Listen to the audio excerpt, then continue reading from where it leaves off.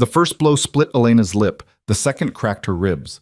By the third, she stopped counting. Rain mixed with blood on the concrete as two men in leather jackets circled her like wolves, their eyes cold with purpose. "You work for Volkov," one spat, driving his boot into her stomach. "Tell your boss Viktor Kozlov sends his regards." Through the agony, Elena's mind screamed the bitter truth. She was nobody, just an invisible housekeeper caught in a war she didn't understand. But as darkness closed in, she couldn't have known that tonight everything would change.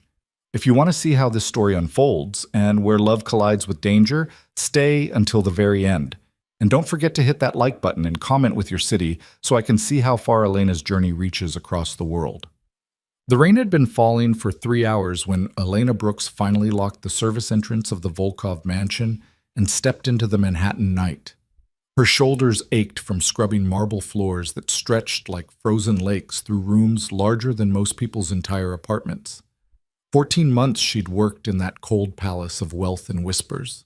And still, Adrian Volkov himself barely knew she existed. She pulled her thin jacket tighter, the estate's embroidered logo, a silver wolf's head, visible even in the dim streetlight. It was past midnight. The subway would be nearly empty, which meant a faster ride back to the cramped studio apartment in Queens where her brother Lucas waited, probably still awake despite the pain medication, probably worried about her like he always was. Elena's phone buzzed, a text from Lucas. "You okay?" She smiled despite her exhaustion and typed back, "Almost home. Go to sleep." His response came immediately. "Not tired. Made mac and cheese. Saved you some." Her heart clenched. Lucas was 19, 3 years younger than her, and he'd been trying to take care of her ever since the accident that had stolen his ability to walk. Before that, he'd been a track star with scholarship offers from half a dozen colleges. Now he spent his days in a wheelchair in their tiny apartment, cooking simple meals and pretending he wasn't slowly dying inside. The medical bills from their mother's cancer treatment had already crushed them. The ongoing costs of Lucas's care were burying them alive. The debt collectors called 5 times a day. Elena worked 3 jobs: the Volkov mansion by night, a diner during breakfast shift, and weekend cleaning gigs anywhere she could find them. She slept 4 hours if she was lucky. But she never complained, not where Lucas could hear. The attack came without warning. She was cutting through an alley, a shortcut she'd taken 100 times, when the footsteps echoed behind her. Elena's instincts screamed danger, but before she could run, a hand grabbed her ponytail and yanked her backward. Her skull cracked against a brick wall. "Well, well," a man's voice rough as gravel. "What do we have here?" Elena's vision blurred. Through the rain and pain, she saw 2 men blocking the alley's exit. Both wore leather jackets slick with water. Both had the dead eyes of people who hurt others for a living. "Please," Elena gasped. "I don't have any money. I don't—" The taller man stepped closer, and his eyes fixed on her jacket, on the logo. His smile was a terrible thing. "You work for Adrian Volkov." It wasn't a question. Elena's blood turned to ice. "I'm just a housekeeper," she whispered. "I clean, that's all. I don't know anything about—" The first punch caught her in the mouth. Elena tasted copper and felt her lip split. She tried to scream, but the second man grabbed her throat, cutting off her air. "Viktor Kozlov sends a message," the tall one said, almost conversational. Then he drove his fist into her ribs. Elena heard something crack. Pain exploded through her chest like lightning. She crumpled, but they held her up, taking turns, professional, methodical, breaking her body with the precision of men who'd done this before. "Tell Volkov," the tall man grunted between blows. "His protection doesn't mean shit. Tell him Victor owns these streets now." Through the agony, Elena wanted to laugh. Tell Volkov? She'd worked in his house for over a year and he'd never spoken a single word to her. She was furniture, a ghost who cleaned his floors and washed his sheets and disappeared before he woke each morning. But she couldn't speak, couldn't breathe. The world was spinning, rain and blood and darkness mixing together. "She's done," the second man said. They dropped her. Elena hit the concrete like a broken doll, her body folding in ways it shouldn't. She heard footsteps walking away, casual as if they'd just finished a cigarette break. "Lucas," she thought desperately. "Who's going to take care of Lucas?" The darkness swallowed her. She woke to voices and motion, Found her in the alley. Jesus Christ, Mikhail, there's so much blood. Drive faster. Call Dr. Petrov, now. Elena tried to open her eyes, but one was swollen shut. Through the other, she saw leather seats, tinted windows, rain streaming past. A car. Someone had put her in a car. Panic surged. She tried to move and immediately regretted it. Fire shot through her ribs. Easy. A hand touched her shoulder, gentle but firm. You're safe now. We're taking you home. Home? Elena's working eye focused on the man beside her. She recognized him. Mikhail, Volkov's driver. She'd seen him dozens of times, always waiting by the black Mercedes, always watching the street with the alert stillness of a trained guard dog. My brother, Elena managed through broken lips. Lucas, he's alone. He needs... We'll take care of it, Mikhail said. His voice was gruff, but not unkind. Right now, you need a doctor. The car pulled through iron gates Elena recognized. The Volkov mansion rose ahead, all glass and stone and old money. She'd never entered through the front before.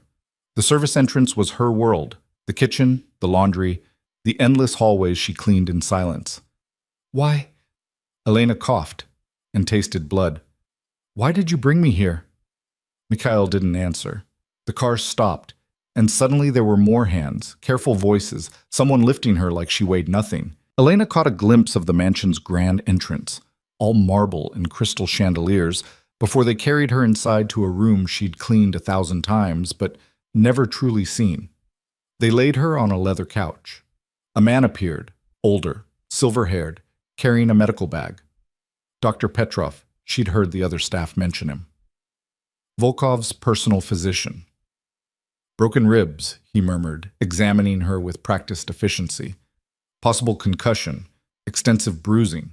Who did this? Victor's men. The voice came from the doorway, cold as winter steel. Elena turned her head, and her breath caught despite the pain. Adrian Volkov stood in the entrance of his own study like a king surveying conquered territory. He was younger than she'd expected from glimpsed moments, perhaps 35, with dark hair and darker eyes that seemed to calculate the value of everything they touched. He wore a charcoal suit despite the late hour, not a thread out of place. Powerful, controlled, dangerous. And looking directly at her for the first time in 14 months. Who are you? He asked. Elena's heart sank. After more than a year of working in his house, he didn't even recognize her. Elena Brooks, Mikhail answered when she couldn't find her voice. She works here. Housekeeping staff. Night shift. Adrian's eyes narrowed. How long? 14 months, sir. Something flickered across Adrian's face. Surprise, perhaps, or shame. He stepped closer, and Elena fought the urge to shrink back. She'd seen this man from a distance, heard the whispered stories from other staff members. They said he ran half of Manhattan's underworld. They said men who crossed him disappeared. They said he had ice in his veins instead of blood. But right now, staring down at her broken body, his expression was unreadable. Victor's men did this? He asked her directly. Elena nodded, wincing. They wanted me to give you a message. They said he owns these streets now. Adrian's jaw tightened almost imperceptibly. When he spoke again, his voice was quieter, which somehow made it more terrifying. Did you see their faces? Yes. Could you identify them? Elena hesitated. Every instinct screamed that getting more involved in whatever war was brewing between Adrian Volkov and this Viktor Kozlov was a death sentence. She should say no. She should disappear back into her invisible life and pray they forgot about her. But then she thought of Lucas, alone in their apartment, probably panicking by now because she hadn't come home. She thought of the debt collectors who called every morning. She thought of the medical bills that kept coming, relentless as the tide. She thought of how these men had broken her ribs and left her to die in an alley because of a logo on her jacket. Yes, Elena said firmly, I could identify them. Adrian studied her for a long moment. Then he turned to Mikhail. Bring me the surveillance files from Victor's known locations for the past week. Cross-reference with our street reports. Yes, sir. To Dr. Petrov. She stays here tonight, guest room, whatever she needs. Adrian, the doctor began, she should really be in a hospital. Here. The word was final. Hospitals ask questions. Questions lead to police reports. Police reports complicate things. He looked back at Elena, and for a moment something almost human crossed his features. "You've worked in my house for 14 months, he said quietly, "and I never noticed. That ends now. You're under my protection, Miss Brooks. No one touches what's mine." Before Elena could process those words, "What's mine?" he was gone, striding from the room with Mikhail at his heels, already giving orders into his phone in Russian. Dr. Petrov returned to examining her injuries, gentle and efficient. "You're lucky Mikhail found you when he did. Another hour in that alley. He didn't finish, but Elena understood. She'd been dying. "My brother," she whispered. "Lucas. He's home alone. He's in a wheelchair. He can't—" "I'll call someone." Dr. Petrov pulled out his phone. "Address?" Elena gave it to him, listening as he made the call with calm authority. Within minutes, he'd arranged for one of Volkov's men to check on Lucas, to explain that Elena was safe, to stay with him until morning. The relief was so intense Elena nearly wept. They moved her to a guest room that was larger than her entire apartment. The bed felt like sleeping on a cloud. Dr. Petrov gave her something for the pain, and blessed numbness spread through her limbs. But even as exhaustion pulled her toward sleep, Elena's mind kept replaying Adrian Volkov's words. "You're under my protection. No one touches what's mine." She'd been invisible for 14 months, a ghost who cleaned his floors and laundered his sheets and existed only in the margins of his world. But now he'd seen her. And Elena couldn't decide if that was salvation or the most dangerous thing that had ever happened to her. Elena woke to sunlight streaming through floor-to-ceiling windows and the smell of coffee. For a moment, she forgot where she was. Then her ribs screamed with pain, and memory crashed back. The attack. Mikhail finding her, Adrian Volkov's cold eyes seeing her, truly seeing her, for the first time. She sat up carefully, biting back a groan. Someone had changed her into soft pajamas while she slept. The clothes she'd been wearing, torn, bloody, were gone. On the nightstand sat a bottle of water, pain medication with handwritten dosage instructions, and a note in elegant script. "Dr. Petrov will check on you at 10 a.m. Rest. A.V." Elena checked her phone. 9:47 a.m. and 17 missed calls from Lucas. She dialed him immediately. "Elena?" His voice cracked with relief. "Holy shit, are you okay? This guy showed up last night, said you were hurt but safe, wouldn't tell me anything else. I've been losing my mind." "I'm okay," Elena lied. "I'm fine, really. There was an incident, but I'm safe now." "What kind of incident? Where are you?" Elena looked around the guest room with its expensive art and furniture that cost more than she'd earn in a year. How could she explain this to Lucas? How could she tell him their lives had just collided with Adrian Volkov's world in the worst possible way? "I'm at the estate," she said carefully. "Mr. Volkov is helping. I'll explain everything soon, okay? I promise." Lucas was quiet for a moment. "Elena, what happened?" A knock at the door saved her from answering. "I have to go. I'll call you back in an hour. I love you." She ended the call before he could protest. "Come in." Dr. Petrov entered carrying another medical bag. He examined her ribs with gentle efficiency, checked her pupils, asked about her pain level. "You're healing well," he said finally, "but you need rest. At least a week, preferably 2. Elena almost laughed. "I can't rest for 2 weeks. I have to work. I have bills already handled." She froze. "What?" "Mr. Volkov has arranged for your wages to continue during recovery. He's also settled your outstanding medical debts." Elena's world tilted. What? No, I can't accept that. I don't even know how much. $247,000. The number hit her like a physical blow. She'd known the debt was crushing, but hearing it spoken aloud made it real in a way it hadn't been before. $247,000. More money than she'd earned in 5 years of working herself to death. And Adrian Volkov had erased it like it was nothing. "Why?" Elena whispered. "Why would he do that?" Dr. Petrov's expression softened. "You were hurt because of him. Because you work in his house. Adrian takes that personally. But I'm nobody. I'm just..." Not anymore. The doctor closed his bag. You identified the men who attacked you. That makes you valuable. And Adrian protects what's valuable. He left her with that unsettling thought and instructions to call if she needed anything. Elena sat in the enormous bed trying to process what had just happened. Her debts were gone.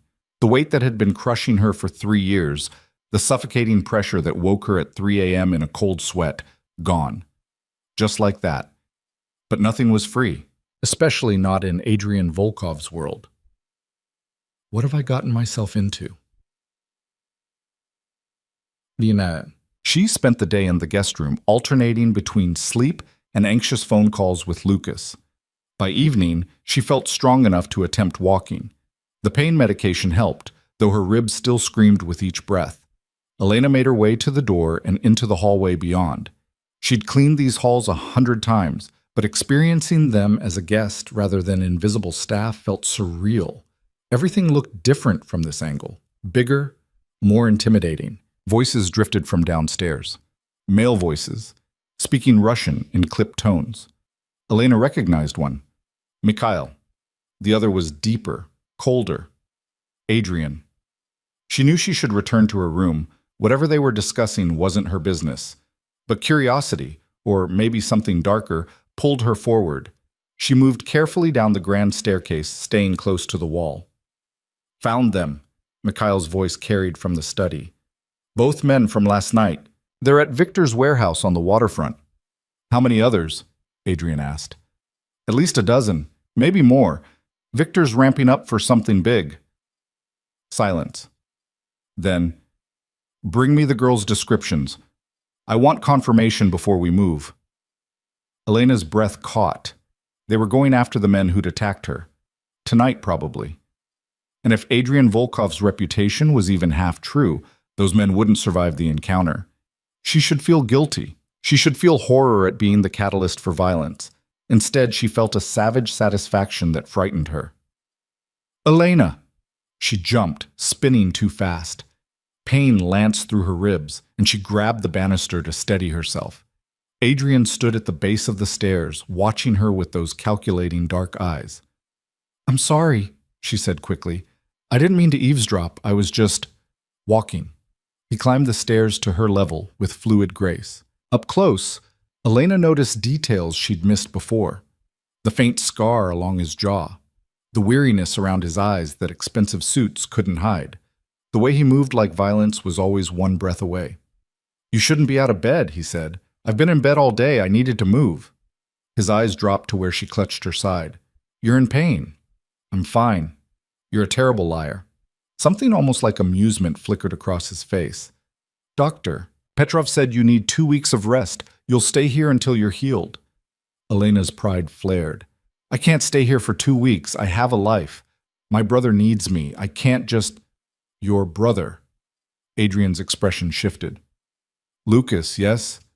19 years old, paralyzed in a car accident 2 years ago. Currently living in a 400-square-foot studio in Queens with inadequate wheelchair access and minimal medical care.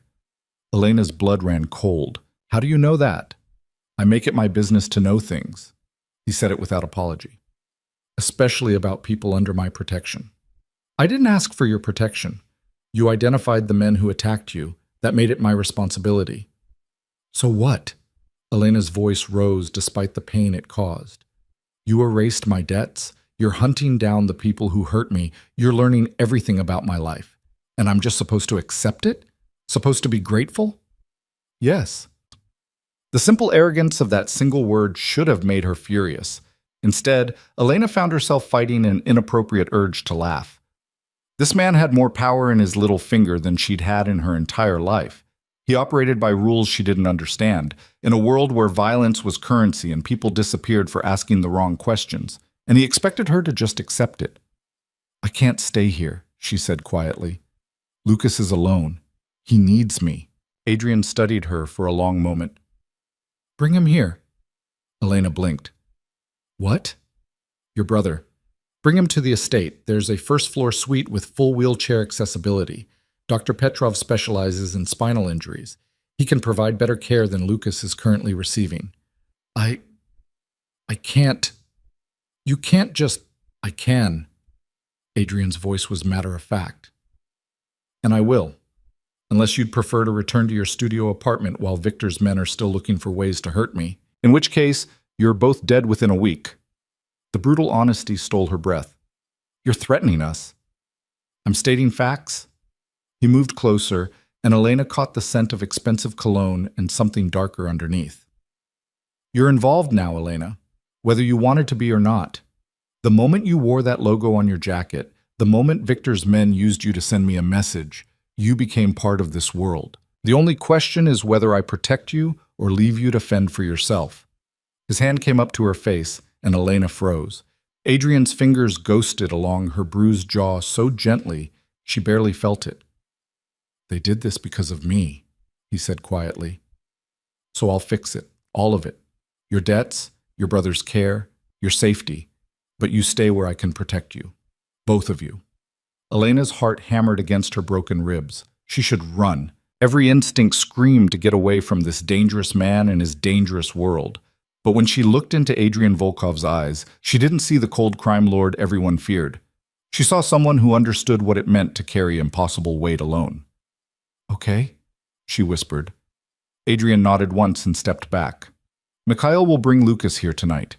Pack whatever you both need. This is your home now. He walked away, leaving Elena on the staircase, trying to understand how her entire life had just changed in the span of a 5-minute conversation. Lucas arrived 3 hours later, wheeling himself through the mansion's front entrance with wide eyes and barely contained panic. Elena met him in the foyer, and the relief on his face when he saw her nearly broke her heart. Jesus, Elena. He grabbed her hand, searching her face. What the hell happened, and what is this place? It's a long story. Elena glanced at Mikhail, who stood a respectful distance away. Come on, I'll explain everything. She took Lucas to the first-floor suite Adrian had mentioned.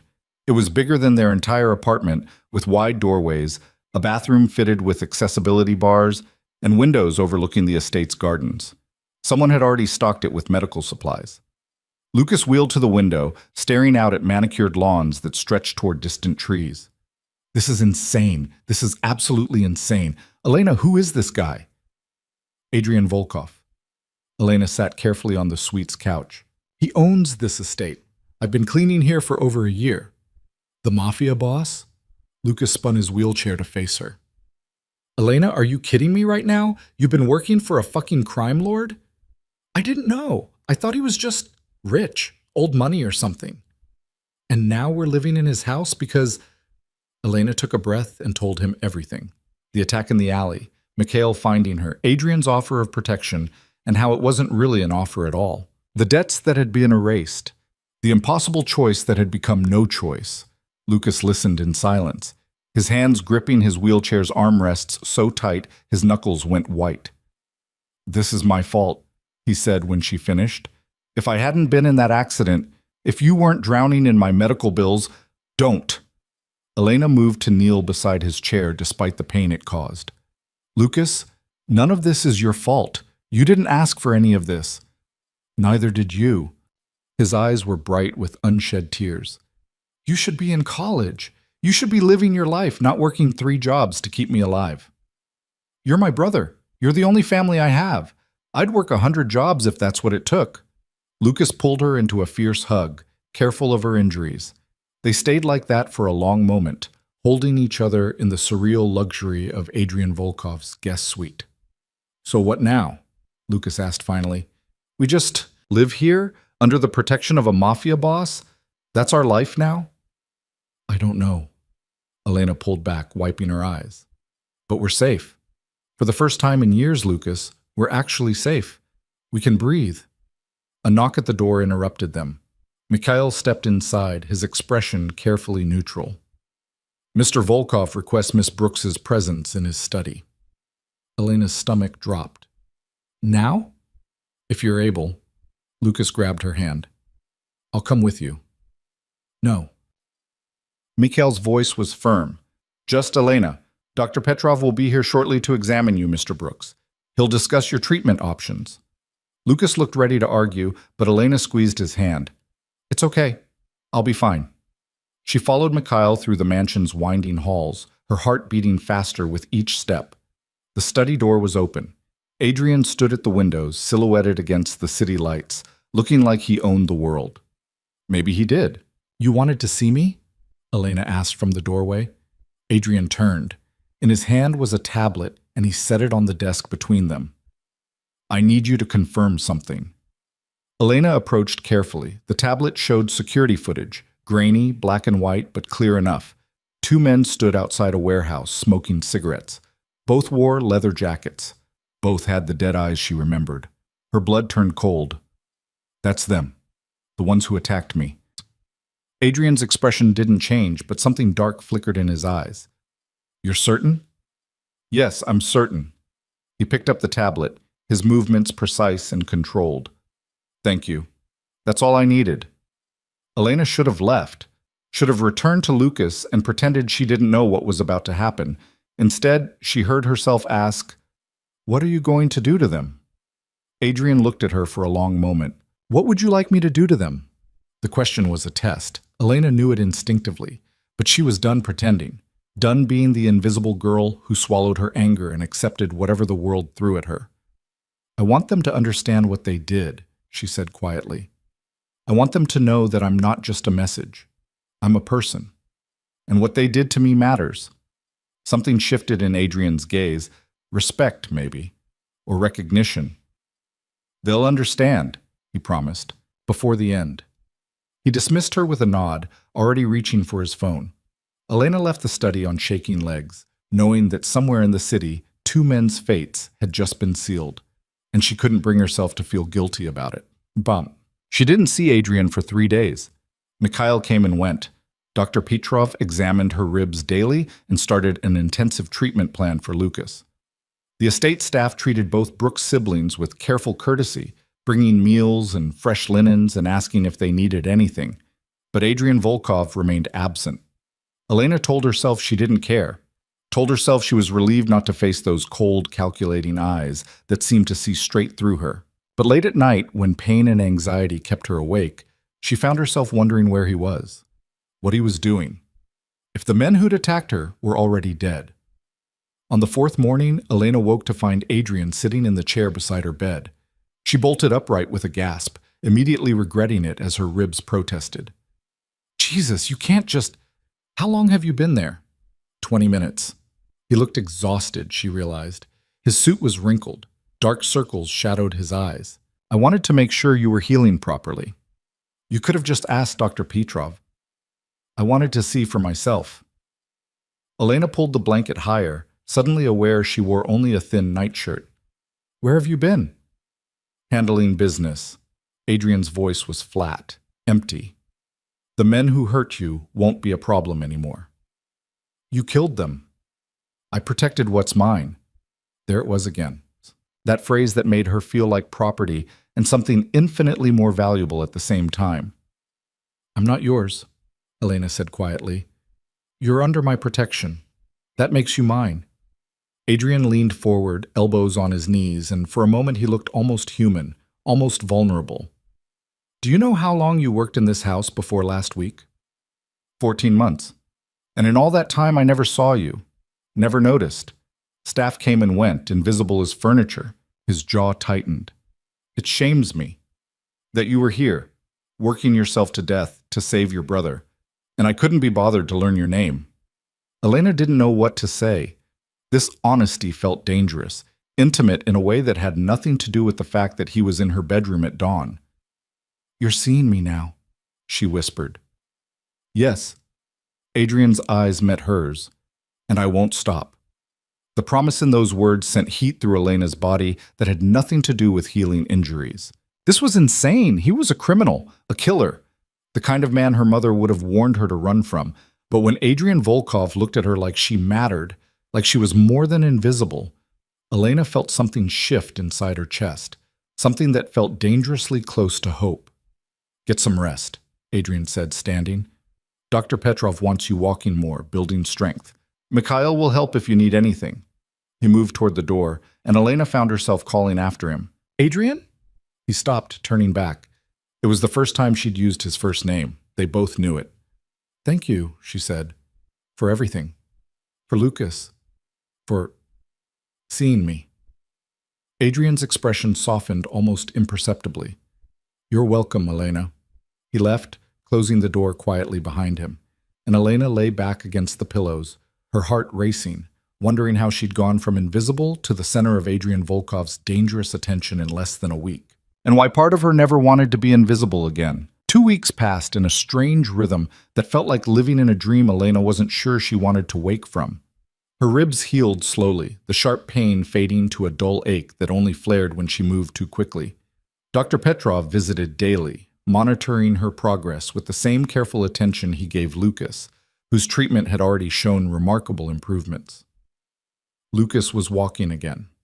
Not far, not without assistance, but walking. The experimental therapy doctor Petrov had started, something involving stem cells and cutting-edge techniques that would have cost hundreds of thousands of dollars anywhere else, was giving her brother back pieces of the life the accident had stolen. Elena watched him take halting steps across the suite's hardwood floor each morning, supported by parallel bars the medical staff had installed, and felt tears she couldn't quite explain. This is insane, Lucas said during one session, sweat beading his forehead from the effort. A month ago I couldn't feel my legs. Now I'm walking. How is this even possible? Dr. Petrov smiled, adjusting the monitoring equipment. Possible because you're young, your injury wasn't complete, and you have access to treatments most people never will. Mr. Volkov spares no expense. Lucas glanced at Elena, and she saw the question in his eyes. The same question that kept her awake at night. What's the price for all this generosity? But neither of them spoke it aloud. Adrian remained a ghost in his own house. Elena caught glimpses of him, crossing the foyer in a dark suit speaking rapid Russian on his phone, disappearing into his study for meetings that stretched into the early morning hours. Sometimes she heard raised voices through the thick doors. Sometimes she heard nothing but silence, which felt more ominous. He never approached her, never sought her out after that dawn conversation in her bedroom. It should have been a relief. Instead, Elena found herself hyper-aware of his absence, listening for his footsteps, watching for shadows in doorways. She told herself it didn't matter, told herself she was being ridiculous. She was lying. On the 15th day Mikhail found her in the library. Elena had discovered it by accident, a 2-story room lined with books in a dozen languages, leather chairs positioned near tall windows overlooking the estate's gardens. She'd been reading there for an hour, trying to lose herself in someone else's story, when Mikhail's reflection appeared in the window glass. Miss Brooks, Mr. Volkov would like to see you. Elena's heart kicked against her ribs. Now? If you're available. She set down her book and followed Mikhail through hallways that were becoming familiar. The study door was open. Adrian stood behind his desk, examining something on his computer screen. He looked up when she entered, and Elena felt the impact of his gaze like a physical touch. You're walking better, he observed. Dr. Petrov says I'm healing ahead of schedule. Good. Adrian closed his laptop and moved around the desk. He wore black slacks and a white shirt with the sleeves rolled to his elbows, and Elena tried not to notice the lean muscle of his forearms, the way his shoulders moved under expensive fabric. I need your help with something. My help? Viktor Kozlov. Adrian pulled up an image on the tablet he'd picked up. Do you know who he is? Elena shook her head. The man in the photo was older than Adrian, maybe mid-40s, with cold blue eyes and the kind of face that looked carved from granite. Hard, unforgiving. He runs operations on the east side, Adrian explained. Drugs, weapons, human trafficking. He's been trying to expand into my territory for 6 months. The attack on you was his way of declaring war. Elena's mouth went dry. War? A word. Nothing more. But the tension in Adrian's shoulders suggested otherwise. Victor operates from a club downtown. High-end, invitation only. I need information about his security arrangements, his routines. I have people inside, but they're limited in what they can access. And you need me because... Adrian's eyes met hers. Because I'm taking you there tonight, as my guest. The words landed like a bomb. Elena stared at him, certain she'd misheard. You want me to go to this crime lord's club, the one whose men beat me half to death? They won't recognize you. Adrian's voice was matter of fact. You were beaten in an alley at night. You'll be dressed differently, hair and makeup professionally done. And you'll be with me. No one will look at the girl on my arm and see a housekeeper. But why me? You must have, I don't know, trained people for this kind of thing. I do. But Victor knows all of them. Adrian moved closer and Elena caught that scent again. Expensive cologne and something darker underneath. He's never seen you, never heard your name. You're invisible to him, which makes you perfect. There was that word again. Invisible. Except Adrian made it sound like an asset instead of a curse. What would I have to do? Elena asked carefully. Be seen with me. Smile. Play the part of a woman who's captivated by my attention. His mouth curved slightly. Think you can manage that? Heat rushed to Elena's face. I'm not an actress. You don't need to be. Just be yourself. Adrian's hand came up to her face, fingers ghosting along her now healed jaw, the same way he'd touched her bruises weeks ago. Stay close to me. Listen, if anyone talks. Remember faces. That's all. And if something goes wrong? Nothing will go wrong. Mikhail and 6 others will be there. You'll be safe. His eyes darkened. I promise you, Elena, nothing and no one will touch you. She should say no. This was insane, dangerous, exactly the kind of situation she'd sworn to avoid when she'd promised her dying mother she'd take care of Lucas. But standing in Adrian Volkov's study, feeling the warmth of his hand against her skin, Elena felt something reckless rising in her chest. For 3 years she'd been invisible, careful, safe. And where had it gotten her? Buried in debt, working herself to exhaustion, attacked in an alley for wearing the wrong jacket. Maybe it was time to stop being invisible. Okay, Elena whispered. I'll do it. Adrian's expression shifted, surprise perhaps, or satisfaction. His hand dropped from her face. Good. Be ready by 9. And Elena? Yes? Wear something that makes men forget their own names. He turned back to his desk, dismissing her, leaving Elena to wonder what the hell she'd just agreed to. At 7 o'clock, 3 women appeared at Elena's door, carrying garment bags and cases full of makeup and styling tools. They introduced themselves as Natasha, Irina, and Sonia, professional stylists who apparently worked for Adrian regularly. Mr. Volkov said you need to look perfect tonight, Natasha said, already assessing Elena with a critical eye. So let's get started. The next 2 hours were a whirlwind. They washed and styled her hair into soft waves that fell past her shoulders, applied makeup that transformed her face, not into someone else, but into a more polished, dangerous version of herself. Dark eyes, full lips, cheekbones sharp enough to cut. Then came the dress. Oh, hell no, Elena said when Natasha pulled it from the garment bag. That's not a dress. That's barely fabric. That, Irina corrected, is Alexander McQueen, worth more than most people's cars. And it's perfect. The dress was black silk that clung to every curve Elena didn't know she had. The neckline plunged dangerously low. The back was nearly non-existent. When she finally let them zip her into it, Elena barely recognized her own reflection. I look like a completely different person. You look like the kind of woman who belongs on Adrian Volkov's arm, Sonia said with satisfaction. Which is exactly the point. A knock at the door. Mikhail's voice. Miss Brooks? Mr. Volkov is waiting. Elena's stomach flipped. She slipped into the heels Natasha had selected, black, vertiginous, absolutely lethal, and took a steadying breath. The women had vanished with their cases, leaving her alone with her reflection and the terrifying reality of what she was about to do. Lucas appeared in the doorway, having wheeled himself from his suite. His eyes went wide. Holy shit, Elena. Language. Seriously, you look... Wow. Then concern crept across his face. Are you sure about this? Whatever you're doing tonight. No, but I'm doing it anyway. Be careful, please. Elena crossed to him and kissed his forehead. Always. She found Adrian in the foyer, and the moment their eyes met, the air changed. He wore a black suit tailored so perfectly it looked painted on. His dark hair swept back, and when he saw her descending the staircase, he went completely still. Elena. Her name on his lips sounded different. Dangerous. Is this acceptable? She hated how uncertain she sounded. Adrian moved to the base of the stairs, and when Elena reached him, he took her hand. His thumb brushed across her knuckles, deliberate and slow.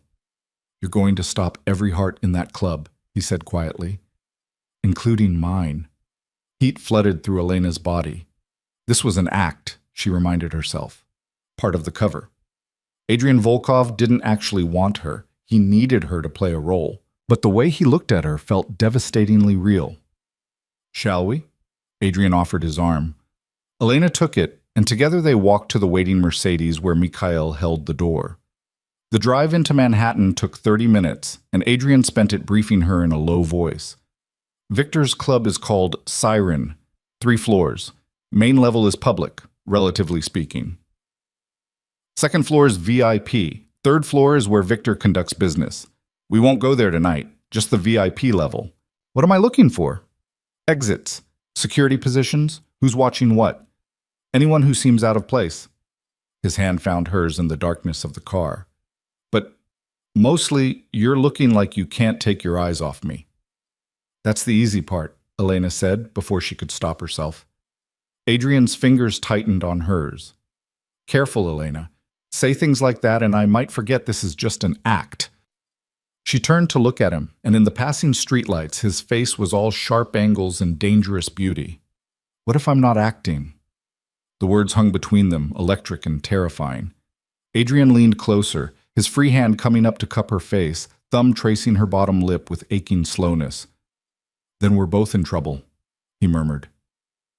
The car stopped. Mikhail opened the door to reveal a building pulsing with music and lined with people waiting behind velvet ropes. The club's sign, a neon woman with a serpent's tail, cast everyone in crimson light. Adrian stepped out first, then turned to help Elena. The moment her heels touched pavement, conversation stopped. People stared. The crowd parted as Adrian guided her toward the entrance, his hand possessive on the small of her bare back. Mr. Volkov. The doorman moved the rope immediately. Welcome to Siren.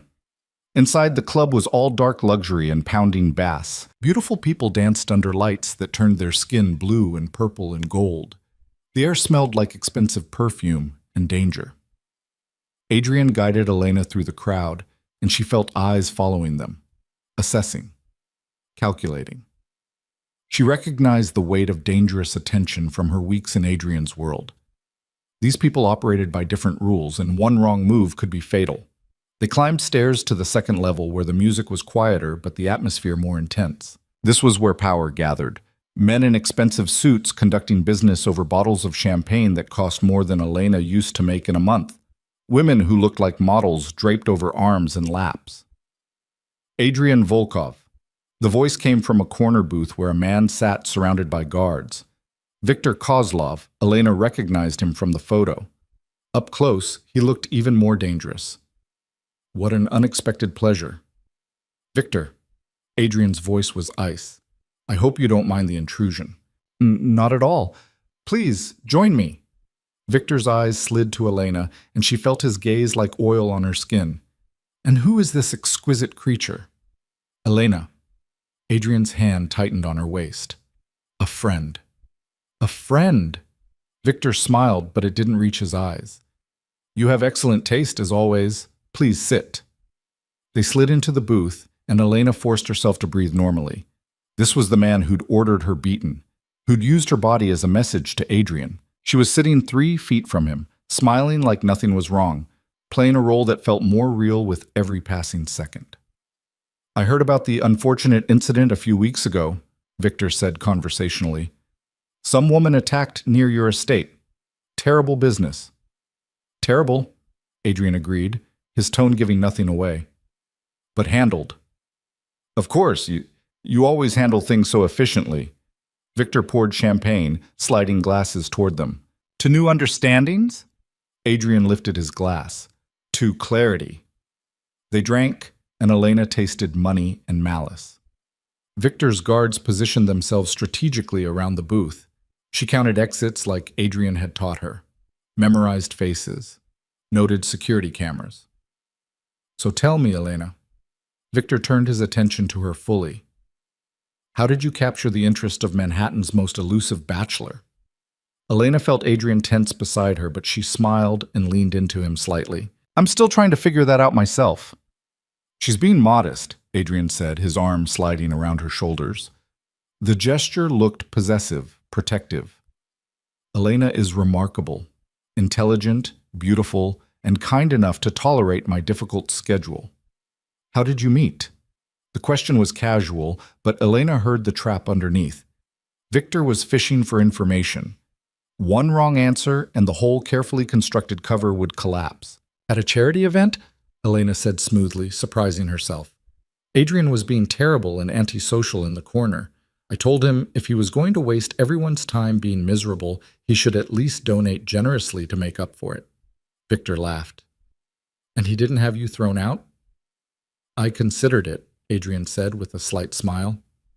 Then I realized she was right.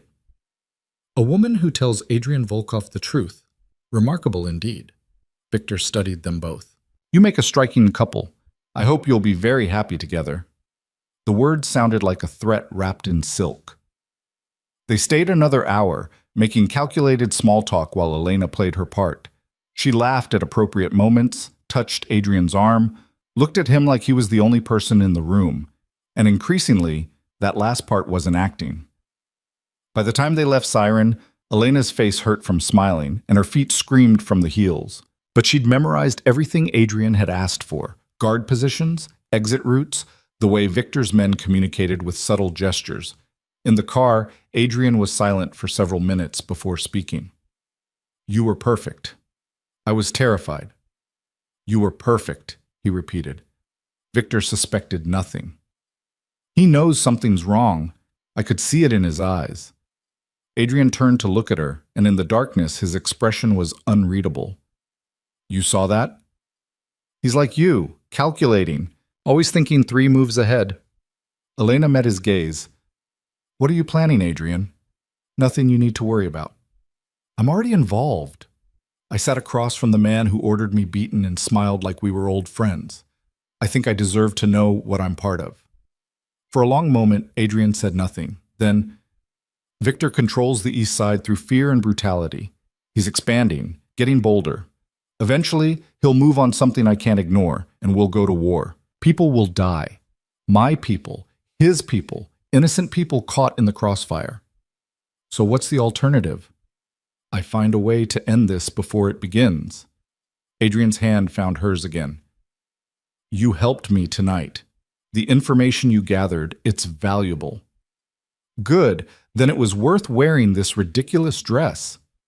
Adrian's mouth curved. For the record, that dress is anything but ridiculous. Heat rushed through Elena again. She should pull her hand away. Should remember this was business, that Adrian Volkov was dangerous, that getting closer to him was the worst idea she'd ever had. Instead, she laced her fingers through his. They sat in charged silence for the rest of the drive. When the car pulled through the estate gates, Mikhail opened Elena's door, and Adrian walked her to her suite like a gentleman from a different era. Thank you, he said at her door, for tonight, for trusting me.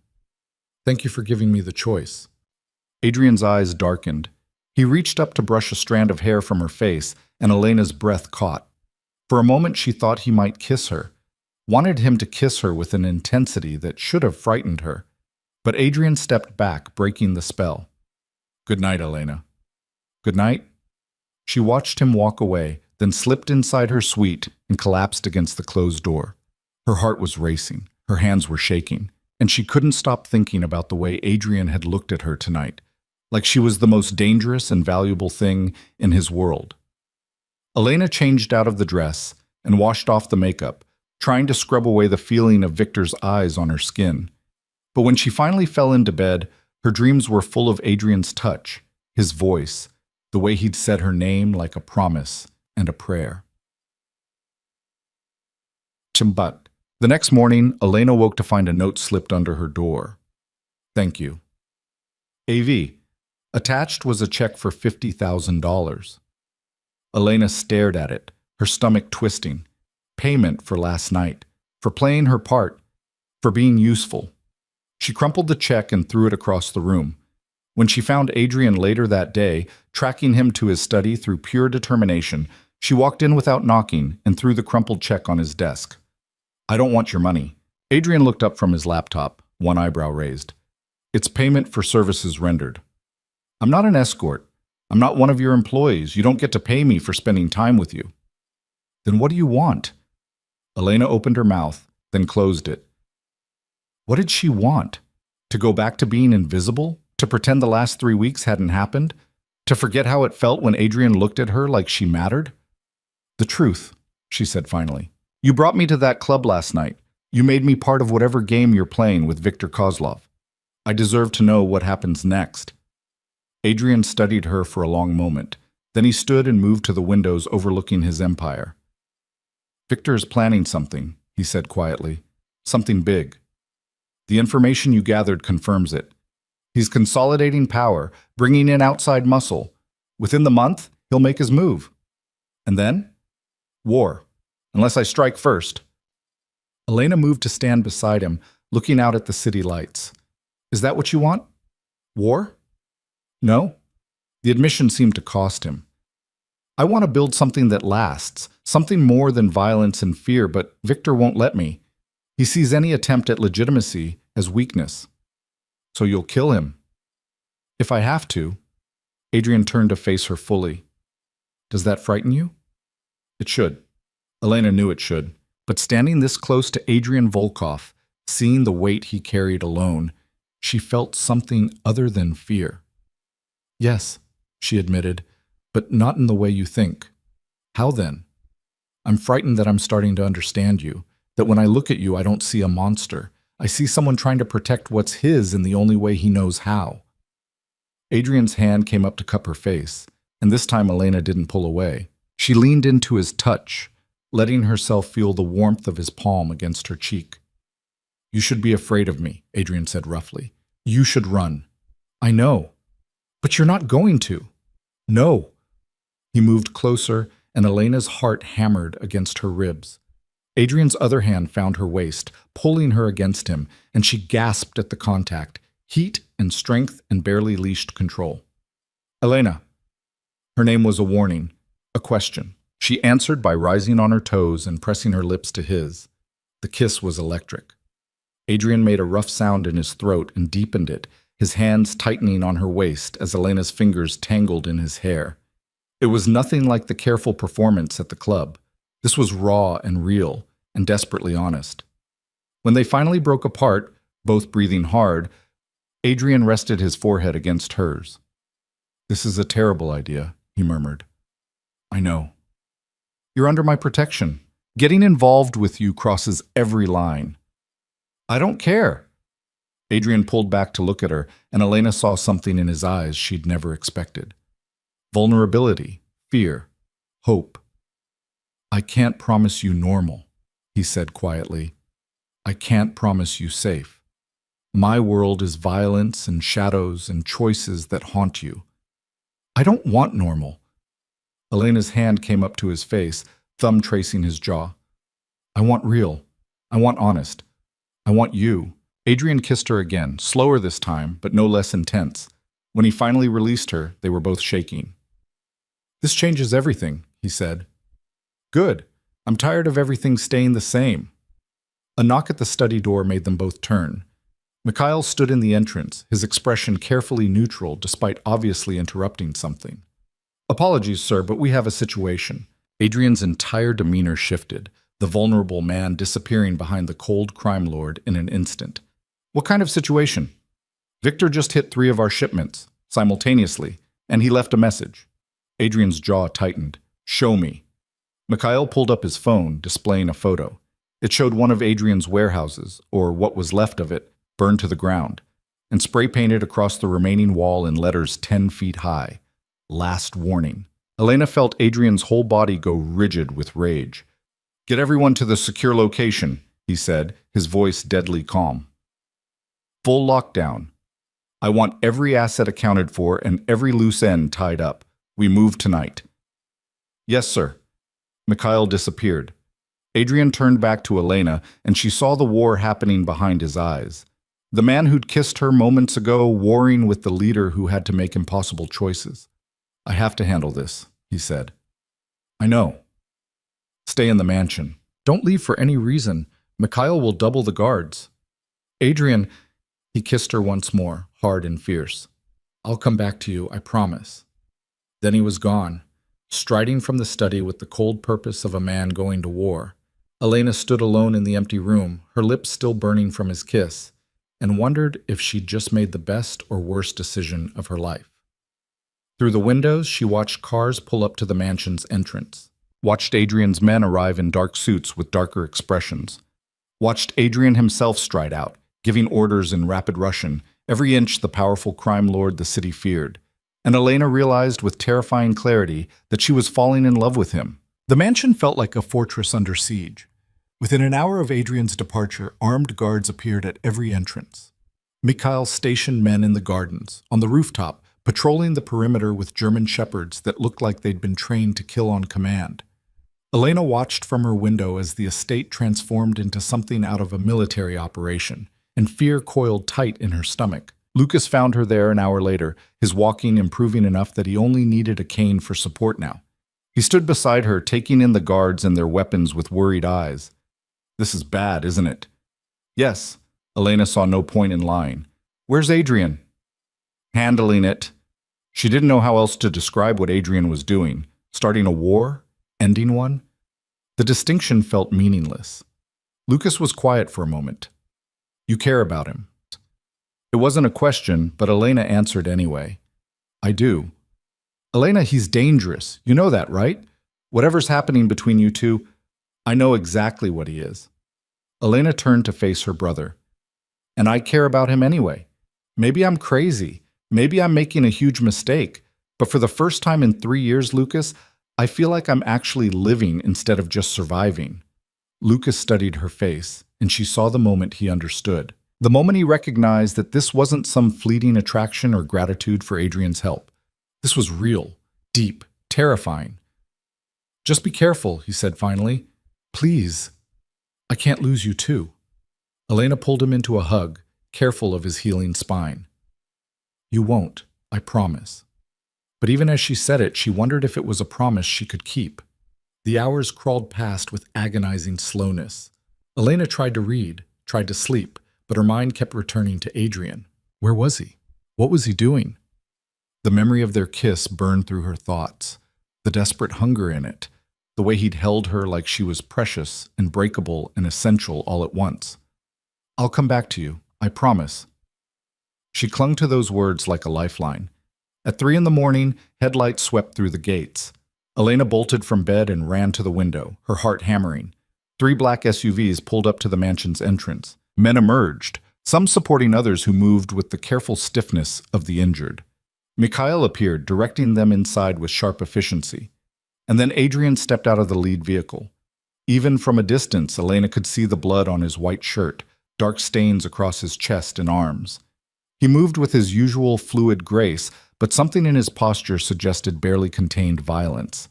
He spoke briefly with Mikhail, gesturing toward the house, and then looked up, directly at Elena's window. Their eyes met across the darkness and distance. Adrian's face was shadowed, unreadable, but Elena felt the intensity of his gaze like a physical touch. He said something to Mikhail, then strode toward the mansion's entrance and disappeared inside. Elena's hands were shaking. The blood on his shirt, was it his? Someone else's? Both? She should stay in her room, should let Adrian handle whatever needed handling and wait for him to come to her when he was ready. But the fear clawing at her chest made waiting impossible. Elena grabbed a robe and slipped into the hallway. The mansion was alive with activity, men moving purposefully through corridors, voices speaking in rapid Russian, the controlled chaos of a military operation wrapping up. She moved through it all like a ghost, heading instinctively toward Adrian's private quarters on the 3rd floor. She'd never been there before. The staff didn't clean those rooms. Adrian kept that space entirely private, maintained by people Elena had never met. But she knew where it was, and the guard stationed outside the door recognized her.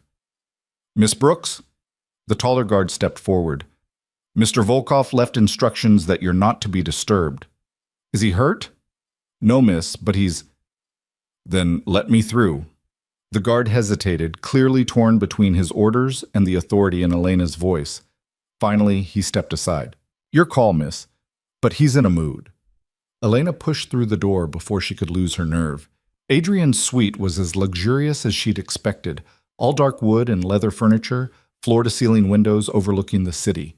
A bathroom door stood open, light spilling out, and she heard running water. She found Adrian at the sink, stripped to the waist, washing blood from his hands and arms. His shirt lay discarded on the floor, soaked crimson. In the mirror, his eyes met hers, and Elena's breath caught. I told the guards you weren't to be disturbed. They tried. Elena moved closer, taking in the blood, the tension in his shoulders, the controlled fury still radiating from him. Are you hurt? No. Whose blood is that? Does it matter? Adrian turned off the water and grabbed a towel. His torso was a map of old scars, bullet wounds, knife cuts, evidence of a violent life. You shouldn't be here, Elena. Where should I be? Sitting in my room pretending I don't care what happens to you? Yes. He faced her fully, and Elena saw the darkness in his eyes. Not coldness, darkness. The shadow of whatever he'd done tonight. You should be as far from me as possible right now. Why? Because you're dangerous?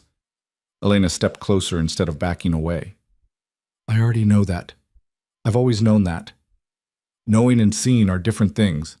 Adrian's voice was rough. Tonight I did things that would make you run screaming if you knew the details. I hurt people, killed people, and the worst part is, I don't feel guilty about any of it. Did they deserve it? The question seemed to surprise him. Does anyone deserve death? The men who beat me in that alley did. Elena moved until she was directly in front of him. The ones who would have killed me if Mikhail hadn't found me. Victor's men who hurt innocent people to send messages. Yes, Adrian, some people deserve exactly what you give them. Adrian's hand shot out, gripping her wrist, not hard enough to hurt, but firm enough to make his point. Don't romanticize what I am. Don't make me into some hero fighting for justice. I'm a criminal, Elena. I break the law. I hurt people. I trade in violence and fear. That's the truth. I know. Elena twisted her wrist free and pressed her palm against his chest, feeling his heart hammering beneath scarred skin. But I also know you paid off debts you didn't owe. You brought my brother here and gave him treatment that's letting him walk again. You protect the people under your roof like they're family. You're not just a criminal, Adrian. You're complicated. Complicated. He laughed, but there was no humor in it. That's one word for it. What happened tonight? Adrian was quiet for a long moment. Then he moved to the windows, staring out at his city like a king surveying a kingdom he'd built with blood and ruthlessness. Victor hit 3 of my warehouses, destroyed millions of dollars worth of product and equipment, killed 2 of my men, and injured 5 more. His voice was flat, reciting facts. So I hit him back. Harder. His operations on the east side are burning as we speak. His supply chain is in ruins. His lieutenants are either dead or running. And Victor? Alive. For now. Adrian's reflection in the glass was hard as stone. I sent him a message of my own. He has 48 hours to leave New York, or I'll hunt him down personally. Elena absorbed this, trying to reconcile the man who'd kissed her so tenderly hours ago with the crime lord who'd just declared war on half the city. But maybe that was the point. Maybe Adrian contained multitudes, violence and gentleness, ruthlessness and protection, darkness and the desperate desire for something better. Will he leave? She asked. No, men like Victor don't run. They double down. Adrian turned to face her, which means this gets worse before it gets better. And you need to understand what that means for you. What does it mean? It means Victor will look for my weakness, the fastest way to hurt me. His eyes burned into hers, and after seeing us together at Siren, he knows exactly where to aim. The implication hit Elena like cold water.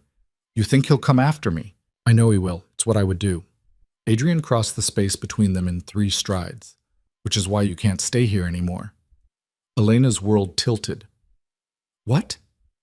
I have a safe house upstate, completely secure off the grid. You and Lucas will go there until this is finished. No. This isn't a discussion, Elena. You're right, it's not. Elena planted her feet, refusing to back down despite the dangerous edge in Adrian's voice. Because I'm not running. I'm not hiding while you fight this war alone. You don't have a choice. I always have a choice, and I choose to stay. Adrian's control cracked.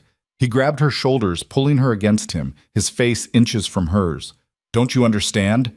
If Victor gets his hands on you, he'll use you to destroy me. He'll hurt you in ways that make what happened in that alley look merciful. And His voice broke. I can't survive that. I can't watch you suffer because of me. Elena saw it then, the fear beneath the anger, the terror hiding behind cold control. Adrian Volkov, who ruled Manhattan's underworld without flinching, was afraid of losing her. Then don't let him take me. Elena's hands came up to frame his face. Keep me close. Protect me the way you know how. But don't send me away, Adrian, please. You're asking me to gamble with your life. I'm asking you to trust that I know the risks, and I'm choosing this anyway. She pulled him down until their foreheads touched. I'm choosing you. Adrian made a sound somewhere between a groan and a prayer. Then he was kissing her, desperate and hungry and full of everything he couldn't say with words. Elena kissed him back with equal intensity, her fingers tangling in his hair, her body molding against his. This wasn't like their first kiss. This was raw need and barely leashed control. Adrian's hands roamed her body through the thin robe, learning her curves, claiming her. When he backed her toward the bed, Elena went willingly, desire burning away fear and common sense. He laid her down on silk sheets, his body covering hers, and Elena gasped at the contact. Heat and strength and the controlled power of a dangerous man choosing gentleness. Adrian's mouth moved from her lips to her throat, teeth grazing sensitive skin, and Elena arched beneath him. Tell me to stop, he murmured against her collarbone. Tell me this is crazy, and we should wait, and I'll stop. Don't stop. Elena's hands explored the scarred landscape of his back. Don't ever stop. Adrian groaned and captured her mouth again. His hand slid beneath her robe, finding bare skin, and Elena felt herself falling into sensation. Nothing mattered except this moment, this man, the connection building between them that felt inevitable as gravity. But then Adrian's phone buzzed. Once, twice, 3 times in rapid succession. He pulled back with a curse, his breathing ragged. I have to... I know. Elena touched his face, memorizing the way he looked in this moment, disheveled, wanting, human. Answer it. Adrian kissed her once more, then rolled away to grab his phone. Elena watched his expression shift as he read the messages, saw the cold crime lord reassert control over the vulnerable man. Victor just issued a public challenge, he said, his voice tight. He's claiming I'm weak, losing control, hiding behind a woman. Adrian's jaw clenched. He wants a meeting, tomorrow night, neutral territory, to settle this once and for all. It's a trap. Of course it's a trap. Adrian stood, already pulling on a clean shirt. But I have to take it. If I don't, I look weak. And in this world, weakness is death. Elena sat up, clutching the robe around herself. What are you going to do? What I do best. I'm going to walk into Victor's trap and turn it back on him. He paused at the door, looking back at her. But you need to promise me something. What? If this goes wrong, if something happens to me, Mikhail has instructions. He'll get you and Lucas somewhere safe, somewhere Victor can't reach you. Promise me you'll go. Elena wanted to argue, wanted to refuse, but she saw the desperate need in Adrian's eyes, and she understood. He needed to know she'd survive even if he didn't. I promise, she whispered. Adrian nodded, then disappeared into the hallway, already shouting orders in Russian. Elena sat alone in his bed, surrounded by his scent, and tried not to think about what tomorrow night might bring. She didn't sleep, couldn't sleep. By the time dawn broke over Manhattan, Elena had made a decision that would probably get her killed.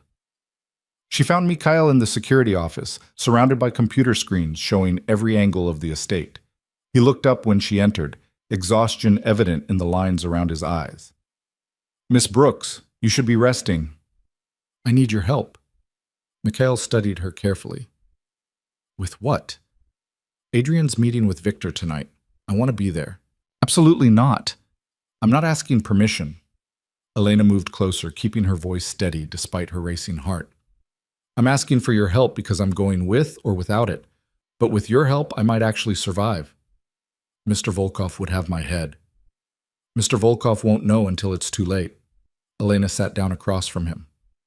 Look, I understand the risk, but Victor thinks I'm Adrian's weakness. What if we use that? What if we turn his assumptions against him? Mikhail leaned back, his expression unreadable. You're suggesting using yourself as bait. I'm suggesting we give Victor exactly what he expects to see, Adrian's beautiful distraction. Meanwhile, Adrian does whatever he's actually planning. And when Victor tries to use you against Adrian? Elena's smile was sharp as broken glass. Then he learns I'm not as helpless as I look. For a long moment, Mikhail said nothing.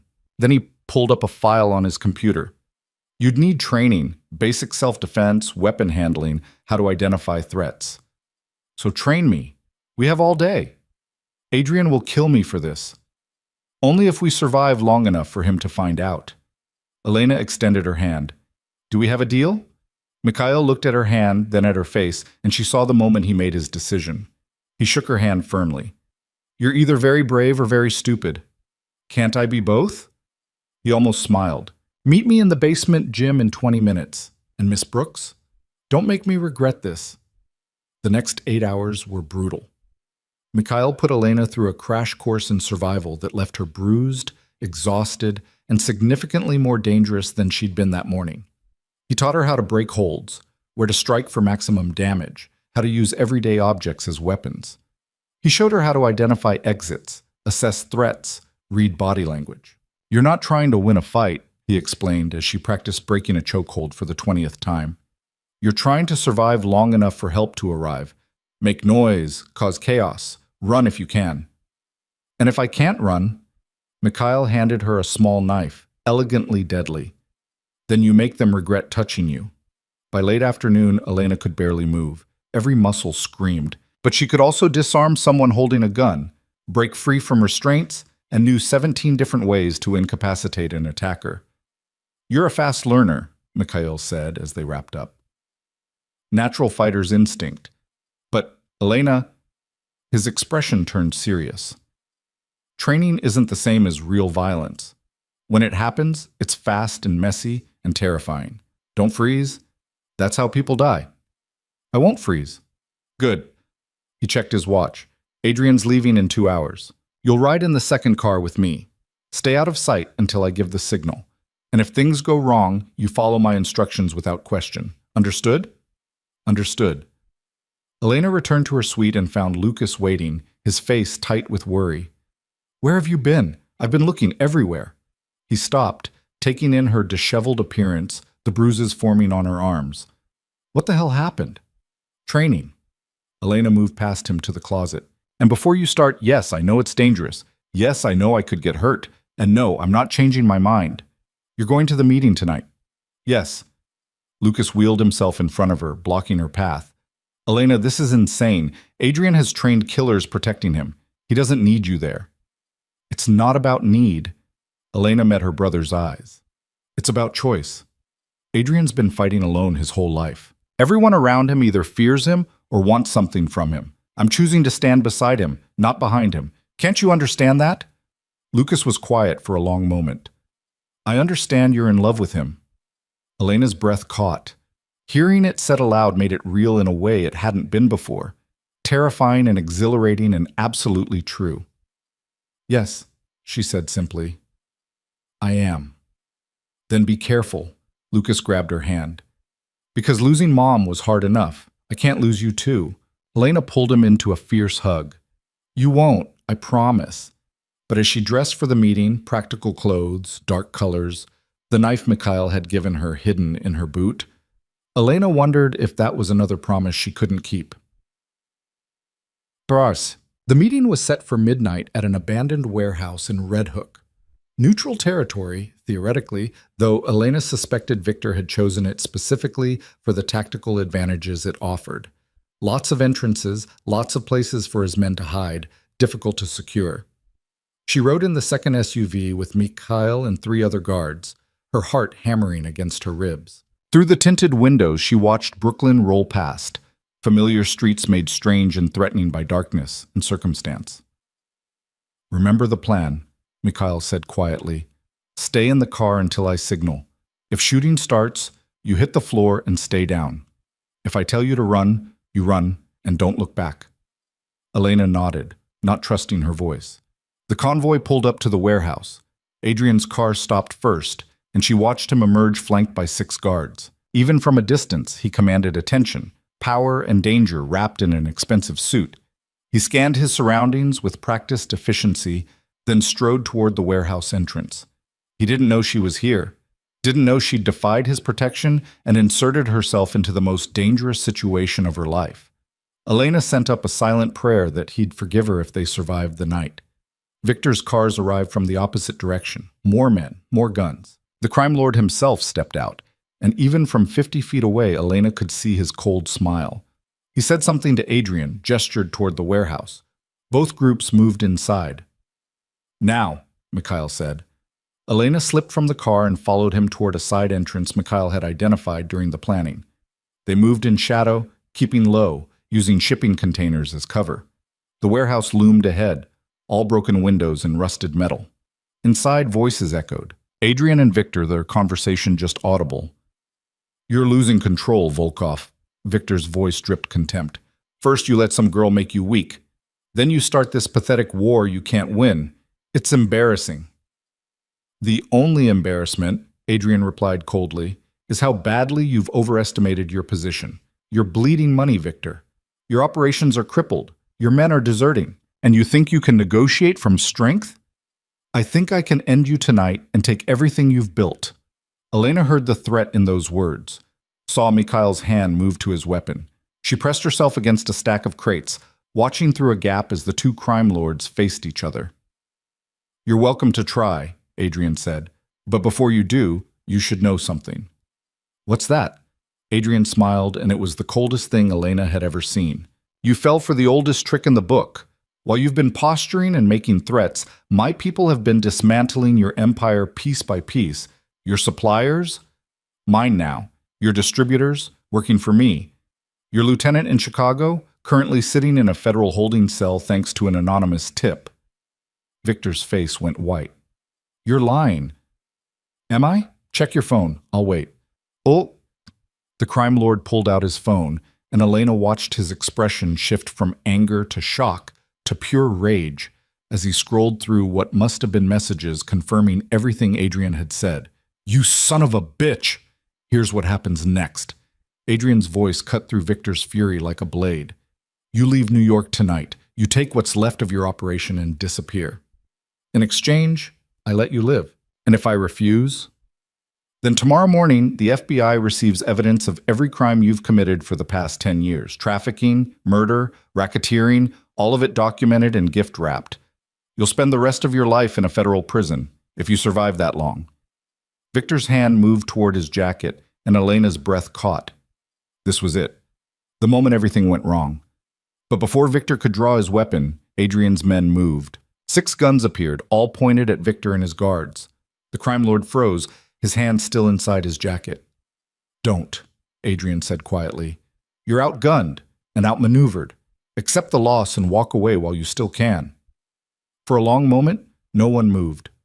The warehouse was silent except for distant traffic and the pounding of Elena's heart. Then Victor slowly removed his hand from his jacket, empty. "This isn't over, Volkov." "Yes," Adrian said. "It is. You just don't know it yet." Victor turned to leave, his men following, their retreat tense with barely suppressed violence. Elena watched them go, relief flooding through her so intense she felt dizzy. And then she saw the shadow moving behind Adrian. One of Victor's men, young, desperate, probably trying to prove himself, had circled around while everyone's attention was focused on the confrontation.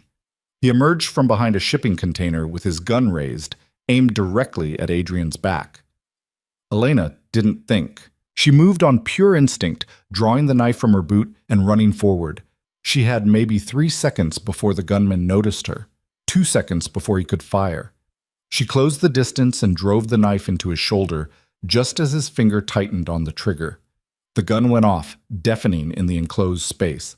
The bullet went wide, ricocheting off metal. The gunman screamed and spun, backhanding Elena across the face with enough force to send her sprawling. Then chaos erupted. Adrian's men opened fire. Victor's people returned it. The warehouse became a war zone of bullets and shouting and the acrid smell of gunpowder. Elena hit the ground hard, her vision swimming, tasting blood. "Elena!" Adrian's voice cut through the chaos. Then he was there, covering her body with his, shielding her from the violence. "What the hell are you doing here?" "Saving your life," she managed. "By getting yourself killed?" But his hands were checking her for injuries, gentle despite the fury in his voice. "Can you move?" "Yes." "Then we're leaving. Now." He hauled her up and half carried, half dragged her toward the exit. Mikhail appeared beside them, providing covering fire. Behind them, the warehouse was still erupting with violence, but Adrian's focus was entirely on getting Elena to safety. They burst into the night air and ran for the cars. Adrian shoved Elena into the back of his SUV, then climbed in after her. Mikhail slammed the door and the driver gunned the engine. As they pulled away, Elena looked back to see Victor's cars fleeing in the opposite direction. The warehouse was burning now, flames licking through broken windows, lighting up the Brooklyn night. "Are you insane?" Adrian rounded on her, his eyes blazing. "What the hell were you thinking?" "I was thinking you needed backup." "I had backup! Trained professionals with guns and tactical training. Not—" He gestured at her helplessly. "Not you." "I saved your life," Elena shot back. "That gunman was behind you. Your professionals didn't see him. I did." Adrian's jaw worked. "You could have been killed. So could you." "That's different."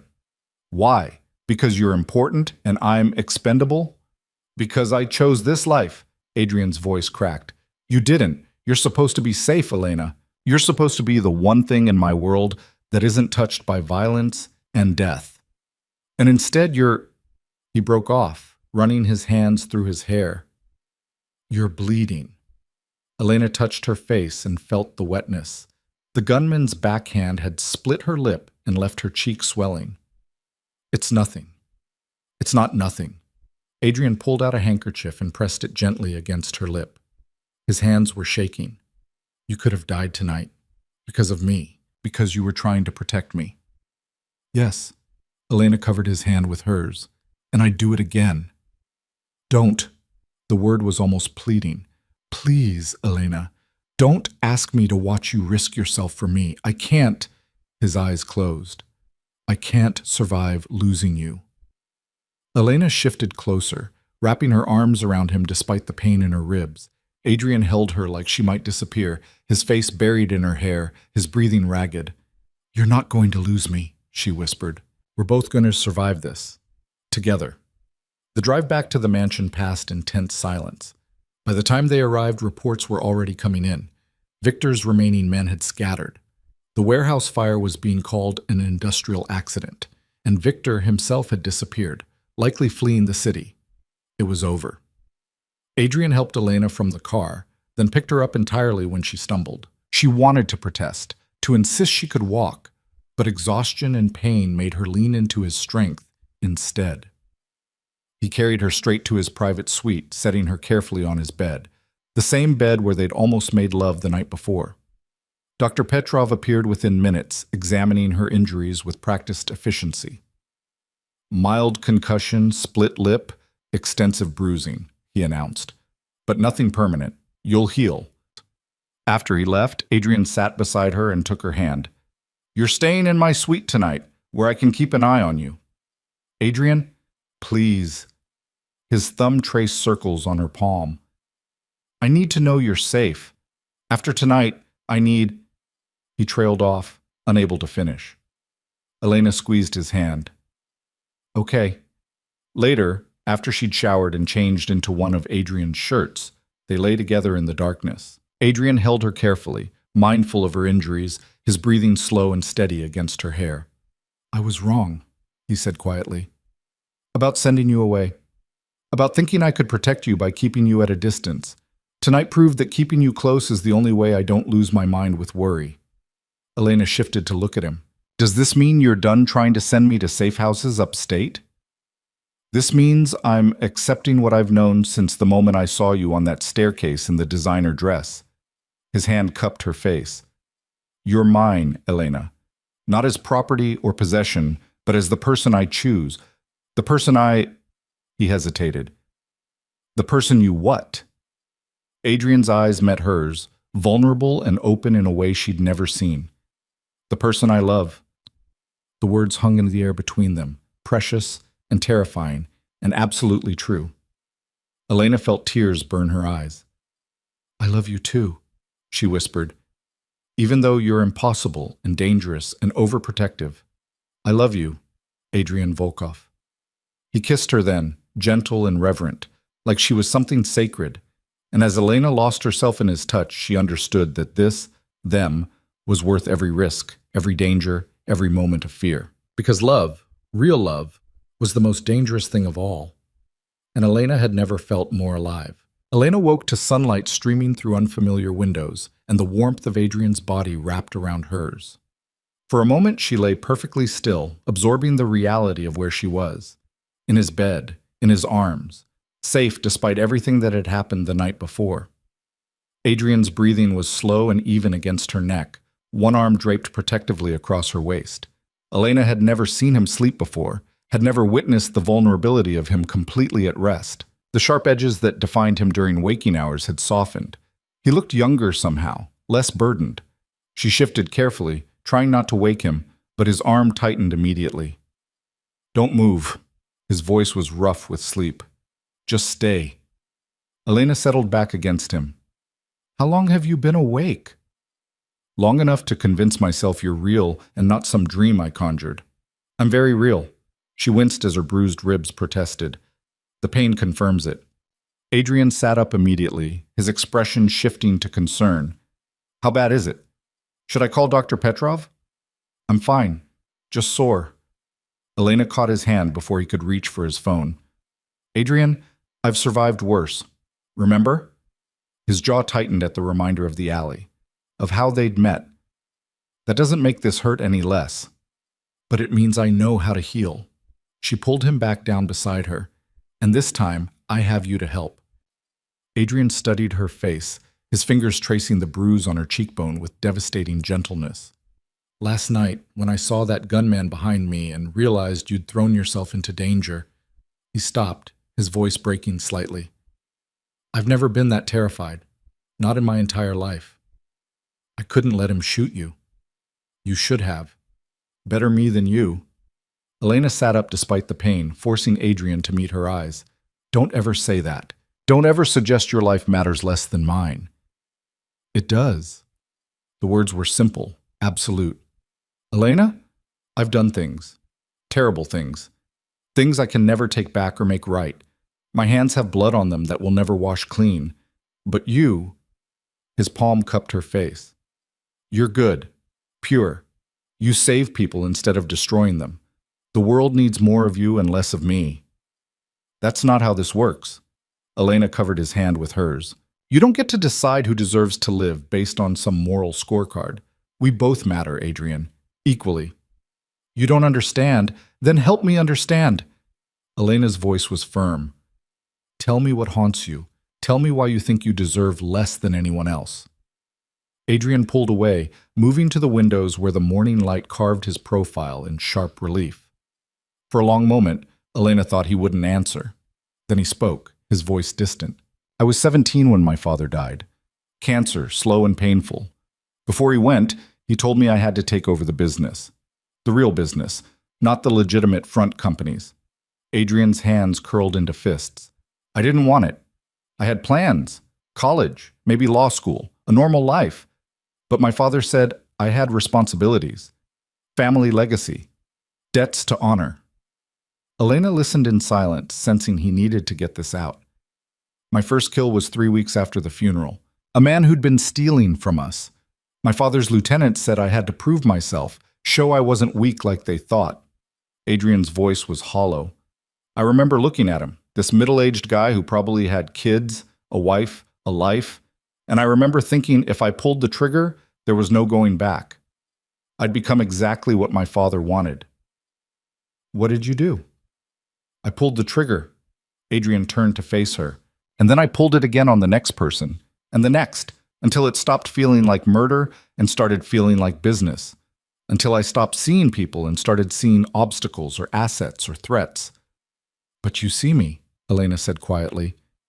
You saw Lucas. You see Dr. Petrov and Mikhail and everyone else in this house as more than just assets. Because you remind me I'm still human underneath the monster.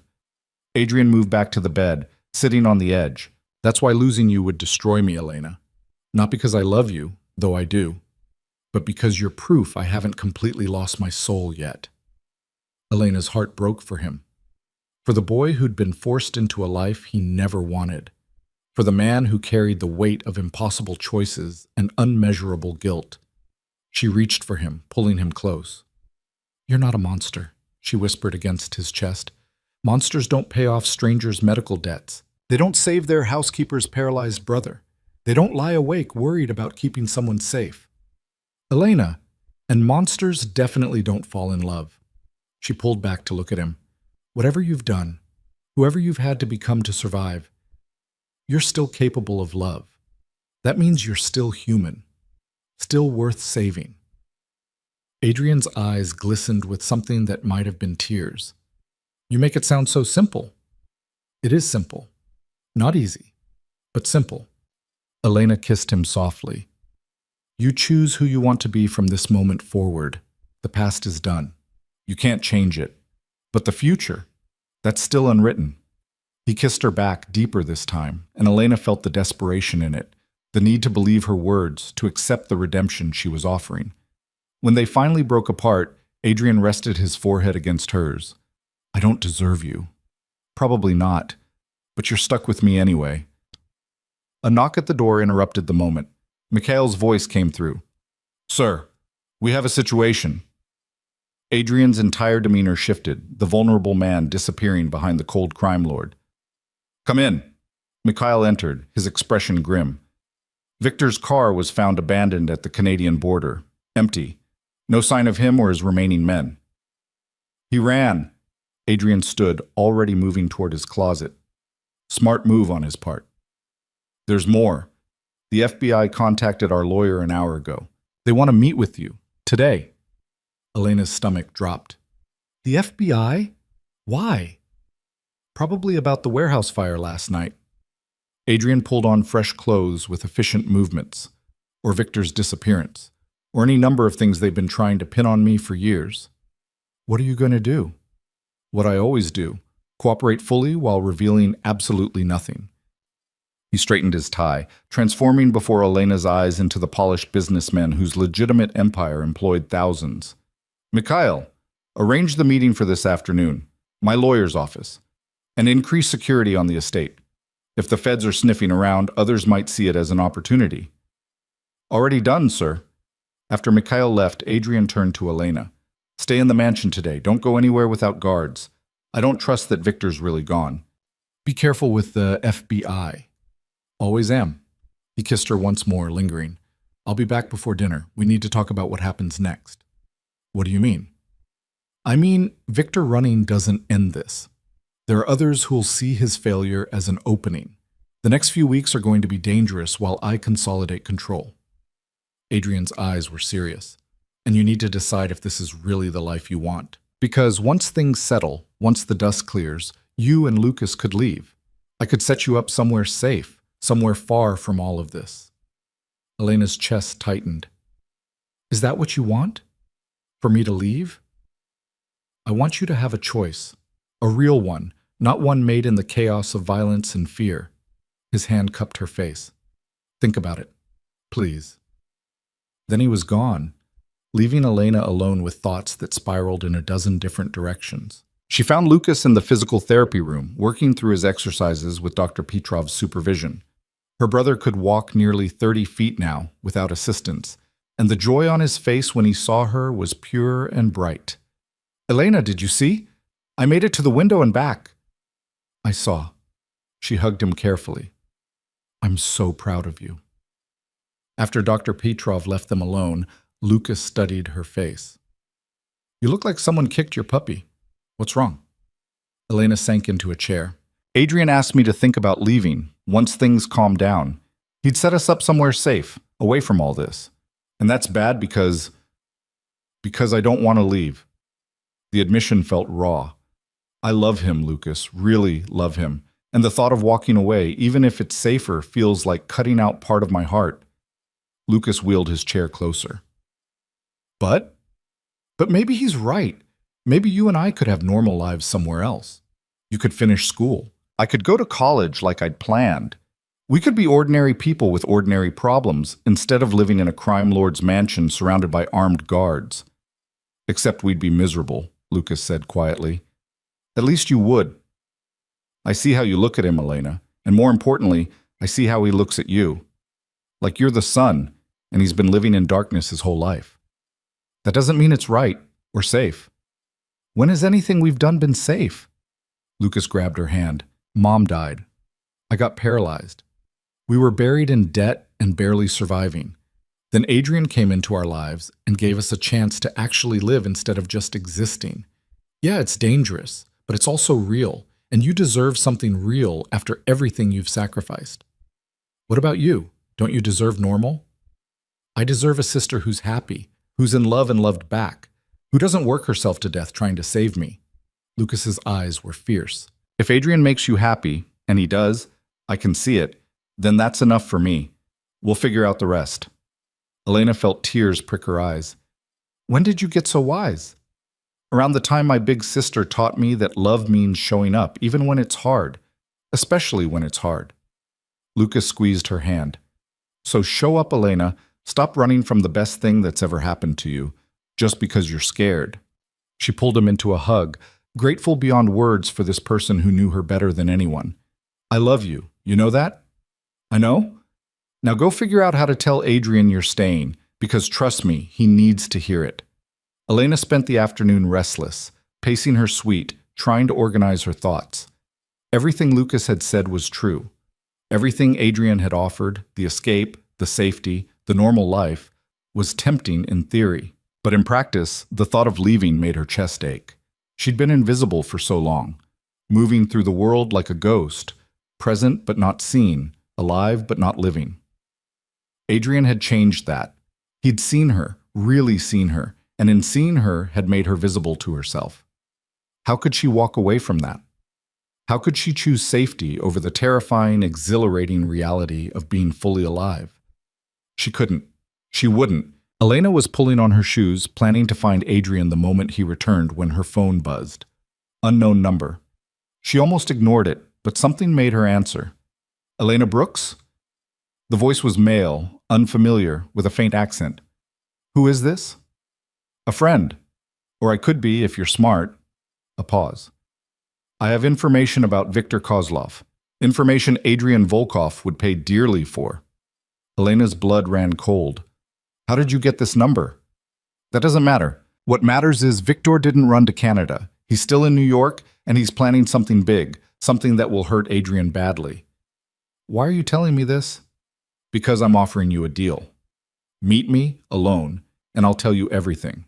Then you can decide whether to warn Adrian or not. Every instinct screamed this was a trap. I'm not meeting a stranger alone. Then Adrian's blood is on your hands when Viktor makes his move. The voice turned cold. 1 hour, the old pier at Red Hook. Come alone, or don't come at all. But don't say I didn't give you a chance to save the man you love. The line went dead. Elena stared at her phone, heart racing. This was insane. Obviously a trap. She should tell Mikhail immediately, let Adrian's people handle it. But what if it was real? What if Viktor really was planning something, and this mysterious caller genuinely had information that could save lives? She thought of Adrian's face when he talked about his first kill, the weight he carried, the violence that haunted him. If she could prevent more bloodshed, prevent Adrian from having to add more deaths to his conscience, wasn't that worth the risk? Elena grabbed her jacket and the knife Mikhail had given her. She'd go to the pier, but she wouldn't be stupid about it. She'd stay in sight of the main road, keep her phone ready to call for help, and run at the first sign of danger. She was almost to the door when she stopped. If something went wrong, if this really was a trap, no one would know where she'd gone. Elena pulled out her phone and sent a text to Mikhail. Got a call about Viktor, going to Red Hook Pier to check it out. Probably nothing, but wanted you to know where I am. His response came immediately. Do not go anywhere. I'm coming to you now. But Elena was already moving, slipping out through a side entrance the guards didn't watch as closely. She'd be quick, in and out, back before anyone even realized she'd left.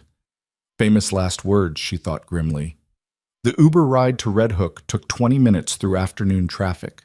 Elena spent it alternating between certainty this was the right decision and terror she was making a fatal mistake. But the thought of Victor planning something while they all thought he'd fled kept her moving forward. The pier was exactly as rundown as she'd expected. Abandoned warehouses, rusted metal, the smell of salt water and decay. Elena's driver looked dubious. "You sure this is where you want to be, miss?" "I'm meeting someone. I'll be fine."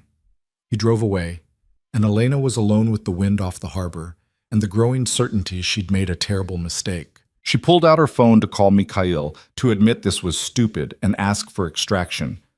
"I wouldn't do that if I were you." Elena spun. A man stepped from behind a shipping container. 30s, hard eyes, expensive suit. Not Victor, but she recognized the cold calculation in his expression. Someone who worked for Victor. "Where's your boss?" Elena kept her voice steady. "Closer than Adrian Volkov thinks." The man smiled. "Thanks for making this easy, Miss Brooks. Victor thought we'd have to snatch you from the mansion. But here you are, gift-wrapped and alone." Elena's hand moved toward the knife in her boot, but 3 more men emerged from the shadows, all armed, all watching her with the predatory focus of wolves cornering prey. "Adrian will kill you for this," she said, "only if he finds out in time. And by then, you'll be far away, leverage to make him do exactly what Victor wants." The man gestured. "We can do this easy or hard. Your choice." Elena ran. She made it maybe 10 feet before they caught her, hands grabbing her arms, her legs, lifting her off the ground. She fought like Mikhail had taught her, kicking, biting, making as much noise as possible. The knife fell from her boot and clattered across concrete, useless. "Feisty." One of the men laughed. "Victor said you had spirit. He's looking forward to breaking it." A black van pulled up, side door already open. They were dragging her toward it when gunshots cracked through the air. The man holding her left arm went down, then the one on her right. Elena hit the ground hard, rolling, scrambling for cover behind a concrete barrier. More gunshots, controlled and precise. Victor's remaining men returned fire, but they were outgunned. Then Mikhail was there, appearing from nowhere, his gun trained on the last standing attacker. "Drop it! Now!" The man dropped his weapon and raised his hands. More of Adrian's men emerged from positions Elena hadn't even noticed. They'd been there the whole time, watching, waiting. Her text to Mikhail. They'd tracked her phone, followed her, set up an ambush of their own. Mikhail grabbed the surviving attacker by his collar. "Where's Victor?" "I don't—" Mikhail hit him hard enough that Elena heard teeth crack. "Try again." The man spat blood. "Warehouse, 3 blocks south. He's there with the rest of our crew." "How many?" "Maybe 15. But you'll never—" Mikhail hit him again, and the man went limp. 2 of Adrian's guards zip-tied him and dragged him toward a waiting car. Mikhail turned to Elena, and the fury in his eyes made her step back. "What the hell were you thinking?" His voice was tight with controlled rage. "You could have been killed, worse than killed." "I'm sorry, I thought—" "You thought wrong." He grabbed her arm, not rough, but firm. "Get in the car, now. Adrian's on his way, and when he finds out what you did, my anger is going to look like a gentle suggestion compared to his." Elena let herself be guided into an SUV, her whole body shaking with delayed shock. She'd been an idiot. A reckless, stupid idiot who'd nearly gotten herself kidnapped because she'd thought she could handle a situation she had no business being in. The drive to the warehouse took 3 minutes. By the time they arrived, Adrian's car was already there, and Elena's heart sank. He stood with a group of his men, all armed, all preparing for what looked like an assault. Then Adrian saw her. The relief that flashed across his face lasted maybe 2 seconds before fury replaced it. He strode to the car, yanked open her door, and pulled her out with barely controlled violence. "What the fuck were you thinking?" His voice was low, dangerous, shaking with rage. "You left the mansion alone. You went to meet unknown contacts in an abandoned location without backup. Do you have any idea—" He stopped, his jaw working. "I thought you were dead." When Mikhail called and said Victor's men had you, I thought I'd lost you. I'm sorry. Sorry doesn't cut it. Adrian's hands gripped her shoulders. You could have been taken, tortured, used against me, and it would have been my fault for letting you into this world in the first place. You didn't let me, Elena shot back, finding her own anger beneath the fear. I chose this.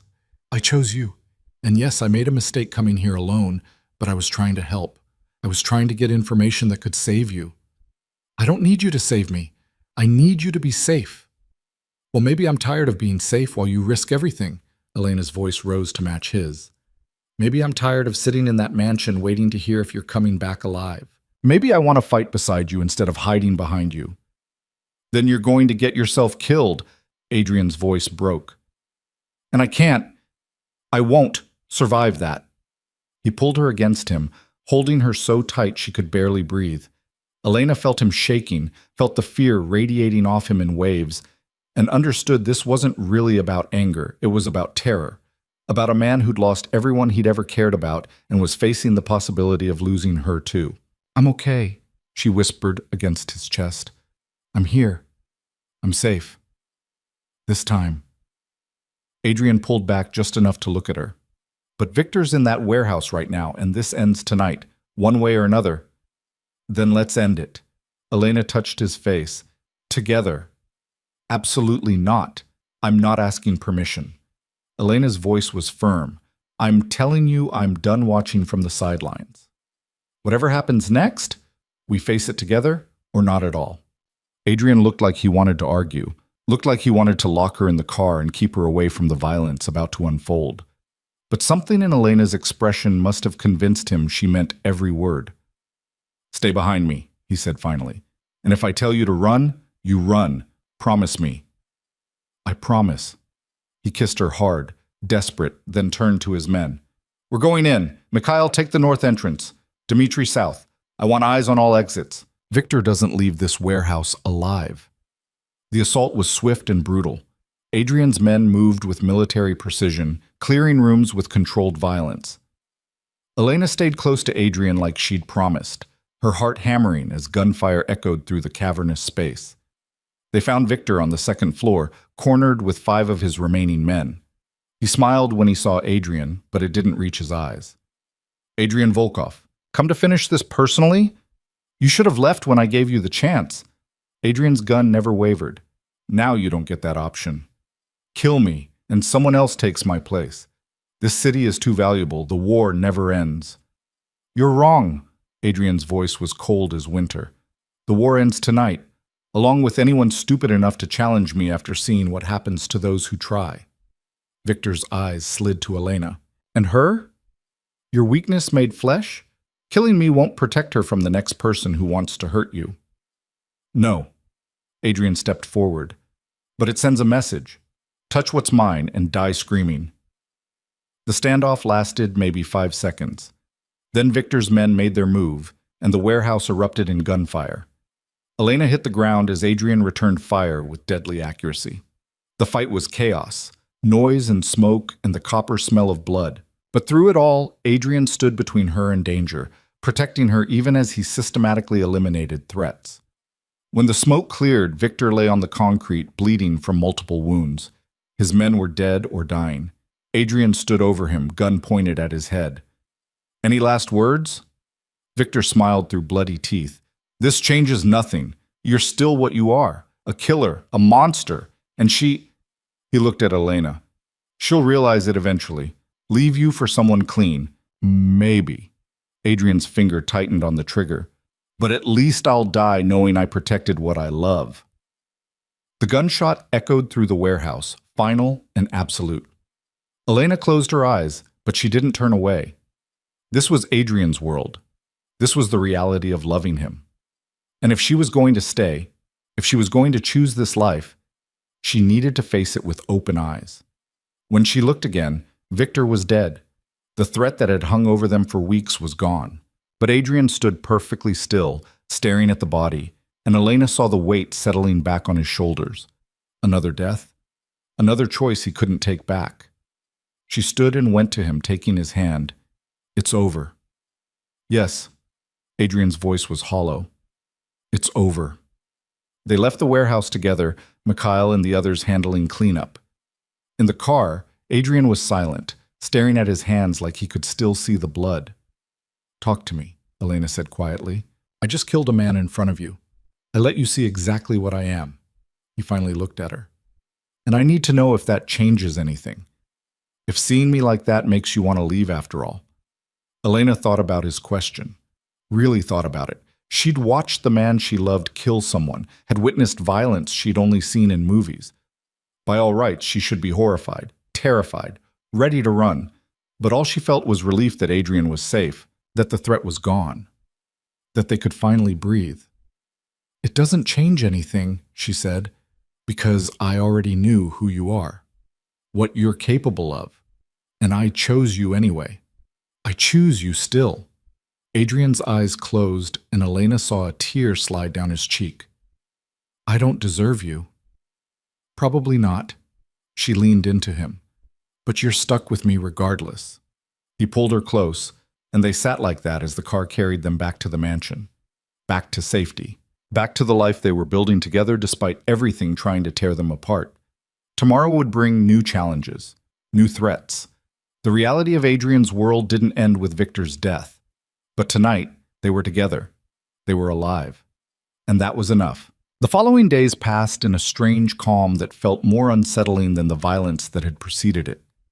Victor's death sent shockwaves through Manhattan's underworld. His remaining organization crumbled within 48 hours as lieutenants either fled the city or approached Adrian with offers of allegiance. The FBI investigation quietly disappeared, buried under paperwork and bureaucratic red tape that Adrian's lawyers navigated with practiced ease. Elena watched it all from inside the mansion, observing how power consolidated, how fear and respect created order from chaos. Adrian worked 18-hour days, meeting with associates, restructuring operations, ensuring Victor's territory integrated smoothly into his own empire. He came to bed exhausted, usually long after midnight, and held Elena like she might disappear if he loosened his grip. They didn't talk about the future, didn't discuss what came next. It was as if speaking the questions aloud would shatter the fragile peace they'd carved from the wreckage. On the 5th morning after Victor's death, Elena woke to find Adrian already dressed, standing at the windows overlooking the city. The sun was just rising, painting Manhattan in shades of gold and shadow. "You're up early," she said, sitting up. Adrian turned, and Elena saw something in his expression she couldn't quite read. Determination mixed with uncertainty, hope shadowed by fear. "I need to show you something." He offered his hand. "Get dressed. We're going for a drive." 20 minutes later, they were in Adrian's personal car, not the armored Mercedes, but a sleek Aston Martin he rarely drove, heading out of the city. Mikhail followed in a second vehicle with 2 guards, but Adrian had insisted on driving himself. "Where are we going?" Elena asked as Brooklyn gave way to suburbs, then open highway. "You'll see." Adrian's hand found hers on the console between them. "Trust me." They drove north for nearly 2 hours, leaving behind the urban sprawl for rolling hills and autumn forests painted in crimson and gold. Finally, Adrian turned onto a private road that wound through acres of pristine woodland before emerging at a stunning property overlooking the Hudson River. The house was beautiful, modern glass and stone that seemed to grow organically from the landscape. Floor-to-ceiling windows capturing views of the river valley, surrounded by gardens that would be spectacular in spring. But it wasn't the mansion's cold opulence. This felt warm, lived in, like a home instead of a fortress. Adrian parked and helped Elena from the car. She stood staring at the house, at the land stretching in every direction, and felt something shift in her chest. "What is this place?" "It was my mother's." Adrian's voice was soft. "She bought it years before she died, planning to retire here away from my father's business. She never got the chance." He led Elena toward the front door. "It's been sitting empty for a decade. I couldn't bring myself to sell it, but I couldn't come here either. Too many memories of what she wanted and never had." Inside, the house was exactly as his mother had left it. Furniture covered in white sheets, family photos on the walls, books on shelves waiting to be read. Adrian pulled the sheets off carefully, revealing elegant furniture that matched the warm aesthetic of the exterior. "Why are you showing me this?" Elena asked, though part of her already knew. Adrian turned to face her fully. Because I've spent the last 5 days thinking about what Victor said before he died. About being a monster. About you eventually leaving me for someone clean. His hands found hers. And I realized he was right about one thing. I can't keep living the way I have been. Not if I want any chance of deserving you. Elena's breath caught. Adrian, let me finish, please.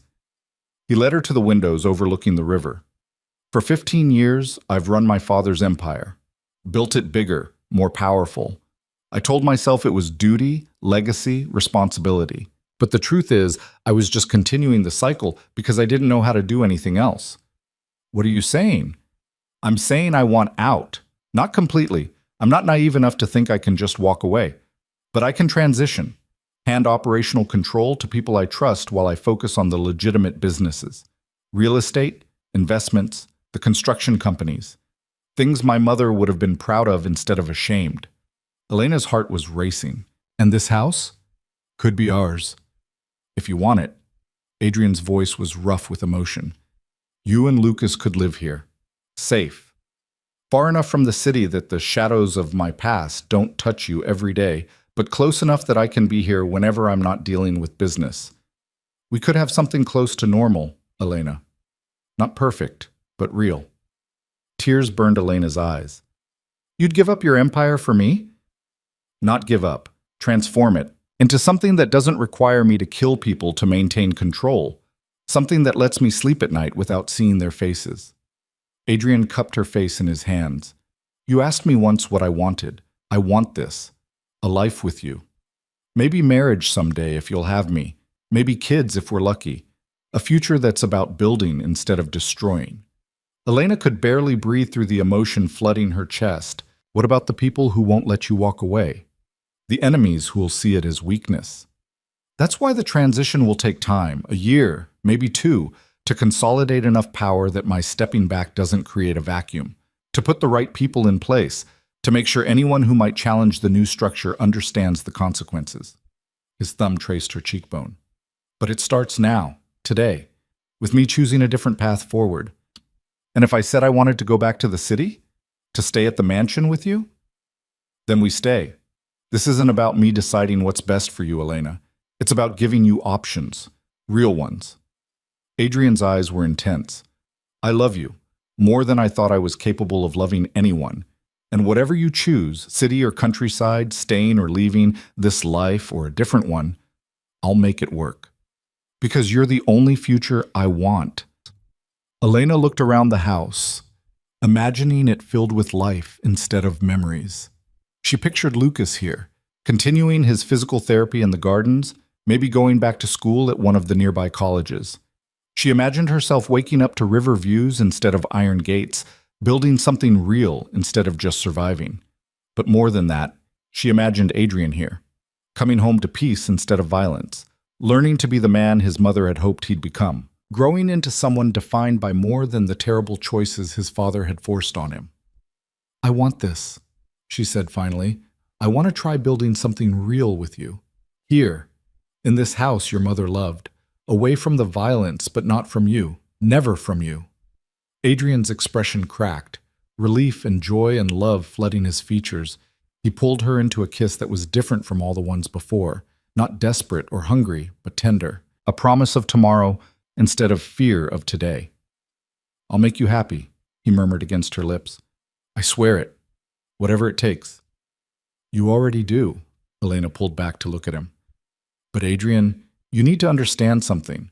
I'm not asking you to become someone else. I fell in love with you, complicated, dangerous, haunted you. I don't need you to be perfect. I just need you to keep choosing us over everything else. Every day. His forehead rested against hers. For the rest of my life, I choose us. They spent the rest of the morning exploring the house, making plans. Lucas could have the ground floor suite with the accessible bathroom and garden access. The library could become Elena's study. Maybe she'd finally go back to school, pursue the education her mother had wanted for her. Adrian could work from the home office overlooking the river, managing the transition to legitimate business remotely. It wasn't perfect. There would still be danger, still be moments when Adrian's past caught up to them. But it was real, honest, a future they were building together instead of one forced on them by circumstance. By the time they returned to the city that evening, Elena felt lighter than she had in years, like she'd been carrying a weight she hadn't even realized existed, and someone had finally helped her set it down. The mansion greeted them with its usual imposing grandeur, but it felt different now. Temporary. Not a prison or a sanctuary, just a waypoint on the journey to something better. Lucas was waiting in the library, and his face lit up when he saw Elena. "Where have you been? I've been going crazy, wondering if something happened." Something did happen. Elena sat beside him, taking his hands. Something amazing. She told him about the house, about Adrian's plans, about the future they were going to build. Lucas listened with wide eyes, and when she finished, he was smiling so broadly it looked painful. "You're sure?" he asked. "This is what you want?" "I'm sure, but only if you are too. This affects both of us." Lucas looked at Adrian, who'd been standing quietly by the door. "Can I really go back to school? Like, actually finish my degree?" "Yes." Adrian moved closer. "Whatever you need. Tuition, equipment for accessibility, transportation, all of it handled. And the physical therapy? Dr. Petrov has already recommended a specialist upstate, one of the best in the country. He'll come to the house 3 times a week." Lucas was quiet for a moment, his eyes suspiciously bright. "My whole life since the accident, I felt like a burden. Like I was the reason Elena couldn't have her own life. But this," he looked at his sister, "this feels like a second chance for both of us."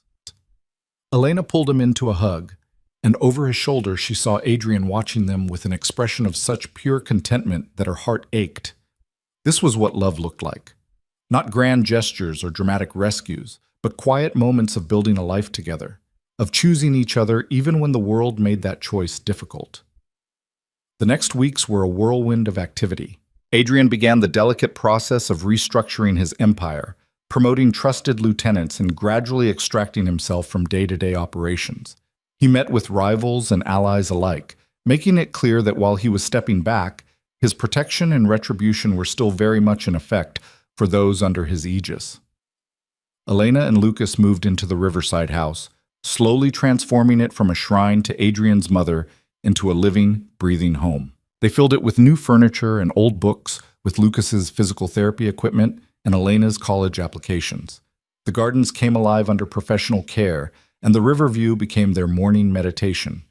Adrian split his time between the city and the house, and Elena learned to navigate the rhythm of his dual life. Some days he was the cold crime lord, handling problems with ruthless efficiency. Other days he was just Adrian, the man who brought her coffee in bed, who helped Lucas with his exercises, who sat with her on the dock watching the sun set over the water.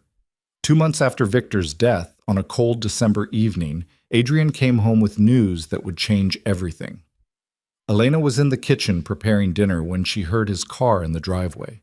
Something in the urgency of his footsteps made her turn, and then he was there, pulling her into a fierce embrace. "It's done," he said against her hair. "The transition is complete. Mikhail is taking over operational control. I'm officially out." Elena pulled back to search his face. "Completely?" "As completely as someone like me can ever be. I'll still consult, still have the final say on major decisions, but the day-to-day violence, the illegal operations, the constant war, that's Mikhail's problem now. I'm just a businessman with questionable associates." His smile was crooked, mostly legitimate anyway. "How do you feel?" Adrian considered the question. "Terrified. Relieved. Free in a way I haven't been since I was 17. He cupped her face. "Ready to start the life I actually want instead of the one I inherited." That night they celebrated with Lucas and Dr. Petrov, who'd become almost family in the months of Lucas's treatment. The young man could walk almost normally now, his paralysis reduced to occasional numbness and weakness that continued to improve with therapy. He'd been accepted to 3 universities and was deciding between them with the luxury of knowing money was no longer an obstacle. After dinner, Adrian led Elena out to the dock despite the winter cold. The river was dark, reflecting city lights from miles downstream, and the stars overhead were brilliant in the clear air. "I have something for you." Adrian pulled a small box from his pocket, and Elena's breath caught. Adrian, before you panic, it's not what you think. Not yet. He opened the box to reveal a delicate silver bracelet with a small charm in the shape of a key. This is the key to this house, to the life we're building. I wanted you to have something physical to represent that this is yours. Not because of me, not because I gave it to you, but because you chose it. You chose us. Elena's eyes filled with tears as he fastened the bracelet around her wrist. It's perfect. There's an inscription. Adrian turned her wrist so the lamplight caught the engraving inside the key. Read it. Elena squinted at the tiny script. For the woman who saw me when I was invisible to myself. Adrian. Her voice broke on his name. You saved me, Elena. Not from Victor, not from the FBI, but from myself. From a life that was killing me slowly every day. You saw past the monster everyone else sees and found the man I'd forgotten I could be. He pulled her close. So thank you for seeing me, for choosing me, for giving me a future worth living. Elena kissed him with everything she felt, love and gratitude and hope for all the tomorrows they'd have together. When they finally broke apart, both were crying and smiling. I love you, she whispered, so much it scares me sometimes. I love you too. More than I thought I was capable of. Adrian's thumb traced her bottom lip. Marry me. Elena's heart stopped. What? Not now, not until you're ready. But someday, when you're sure this is forever, marry me. Make this official. Let me spend the rest of my life proving I can be the man you deserve. You already are. Elena's hands framed his face. But yes, someday, when we're both ready, I'll marry you, Adrian Volkov. They stood like that for a long time, holding each other under the stars. Two people who'd found each other in the darkness and chosen to walk toward the light together. 6 months later, on a warm June evening, Elena stood in the garden of the riverside house wearing a simple white dress. Lucas stood beside her, no longer needing even a cane, ready to walk her down the aisle. The ceremony would be small, just Mikhail Doctor, Petrov, a handful of Adrian's most trusted people, and a few friends Elena had made at the university where she'd started taking classes. Adrian waited under an arbor covered in roses, wearing a dark suit and the expression of a man who couldn't quite believe his good fortune. When Elena appeared, his eyes went bright with emotion. The ceremony was simple, their vows even simpler. They promised to choose each other, to build together, to face whatever came with honesty and courage. When Adrian slipped the ring on Elena's finger, his hands were shaking. I never thought I'd have this, he admitted to the small gathering. Never imagined I deserved it, but Elena saw something in me worth saving, and I planned to spend the rest of my life proving she was right. Elena's vows were just as simple. You gave me back my life when I thought I'd lost it to debt and fear and just surviving. You taught me I could be strong and vulnerable at the same time. You showed me what real love looks like. Not perfect, not easy, but honest and fierce and worth fighting for. I choose you, Adrian, today and every day after. They kissed as husband and wife while their small group applauded, and Elena felt the last piece of her fear finally fall away. This was real. This was hers. This was the life she'd chosen and fought for and earned. The reception was held on the lawn overlooking the river. As the sun set and fairy lights twinkled in the trees, Elena danced with Lucas, then with Adrian, and finally just stood watching her new husband talk with Mikhail about something probably related to business, but definitely not illegal.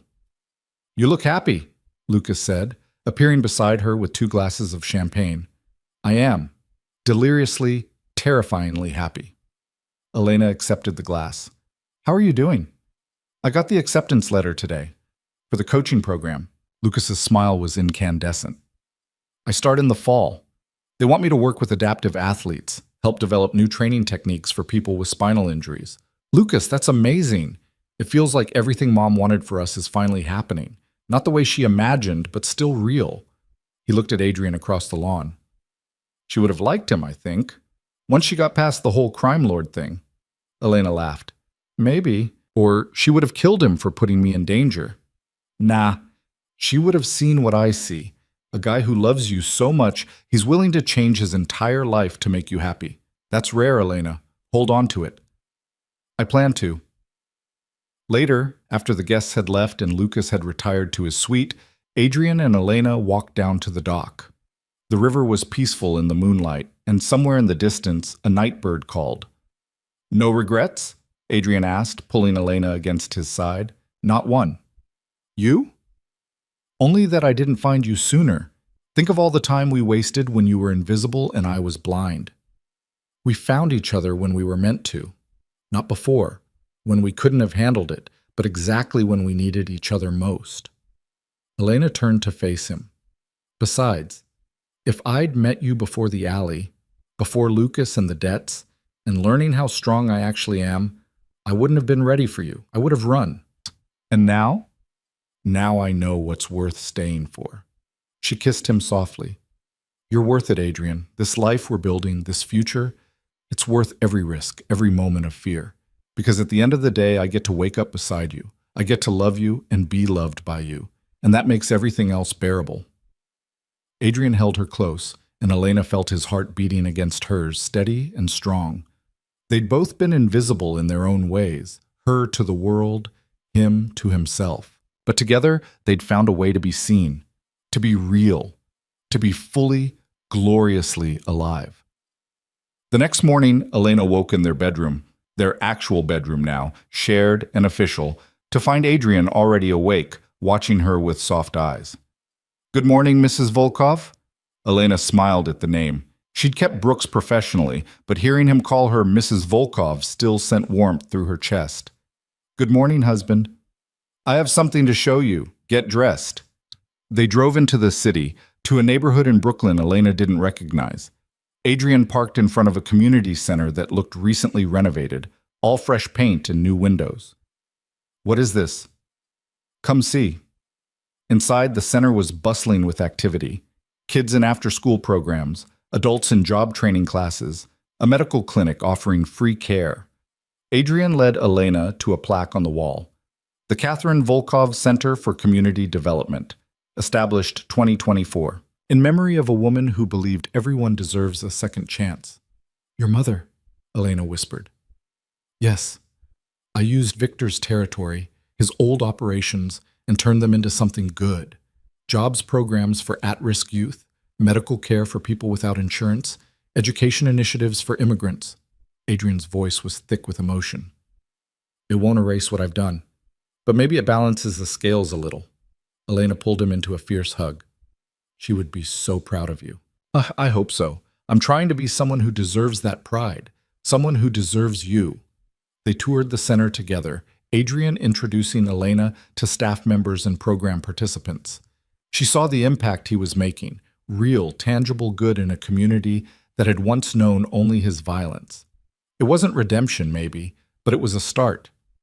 Over the next years, their life settled into a rhythm that felt almost ordinary. Elena finished her degree in social work and started volunteering at the Catherine Volkov Center, eventually developing her own programs for families dealing with medical debt.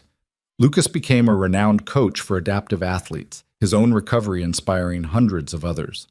Adrian's business empire grew entirely legitimate, his reputation slowly transforming from feared crime lord to respected, if mysterious, businessman and philanthropist. They had their struggles. Adrian's past didn't disappear just because he'd left it behind. There were moments when old enemies resurfaced, when violence threatened to pull him back. There were nights when nightmares woke him, when the weight of his choices crushed down and Elena had to remind him he was worthy of the redemption he sought. But through it all, they chose each other. Every single day, they made the conscious choice to stay, to fight, to build something beautiful from the ashes of their complicated beginning. 5 years after their wedding, on a cool autumn evening, Elena stood on the dock watching the sunset paint the river in shades of fire. She felt Adrian's arms wrap around her from behind, his hand settling on the gentle swell of her stomach where their first child grew. What are you thinking about? He murmured against her hair. How far we've come. How different everything is from that night in the alley, when I thought I was dying. Elena covered his hand with hers. How grateful I am that Mikhail found me, that you saw me, that we were both brave enough to choose this. Best decision I ever made, Adrian said. Seeing you, loving you, building this life with you. Elena turned in his arms. looking up at the man who'd been a stranger, then a savior, then an impossibility, and finally the love of her life. Do you ever miss it? The power, the control, the adrenaline? Adrian considered the question seriously. Sometimes. Usually when I'm sitting through boring board meetings or dealing with construction permits. But then I come home to you, to this life we've built, and I remember what I traded all that for, and it's not even close. This, he gestured at the house, the river, the future growing inside her. This is everything I never knew I wanted. Everything I didn't think I deserved. You deserve it. Elena pulled him down for a kiss. You deserve happiness and peace and a life that's about more than survival. We both do. As the sun disappeared below the horizon and stars began to appear overhead, they stood together on the dock where they'd had so many important conversations. Two people who'd been invisible to the world, to themselves, until they'd found each other. The invisible girl and the crime boss who'd learned to see beyond his own darkness. Together, they'd built something real from violence and fear and impossible choices. Not perfect, never perfect, but honest and fierce, and filled with the kind of love that changed everything. And as Adrian led Elena back to their home, their hands intertwined, she knew that whatever came next, children, challenges, the inevitable complications of a life built on such complicated foundations, they would face it together, always together, because that's what love meant. Not the absence of difficulty, but the choice to stay even when staying was hard. The choice to see and be seen, to know and be known, to love and be loved, despite every reason not to. In the house that had once held only memories, light spilled from every window. Inside, Lucas was cooking dinner, probably something far too elaborate. Dr. Petrov had stopped by with updates on the center's medical programs. Mikhail would arrive soon with his new wife, a kindergarten teacher who somehow saw past his dangerous exterior to the loyal, protective man beneath.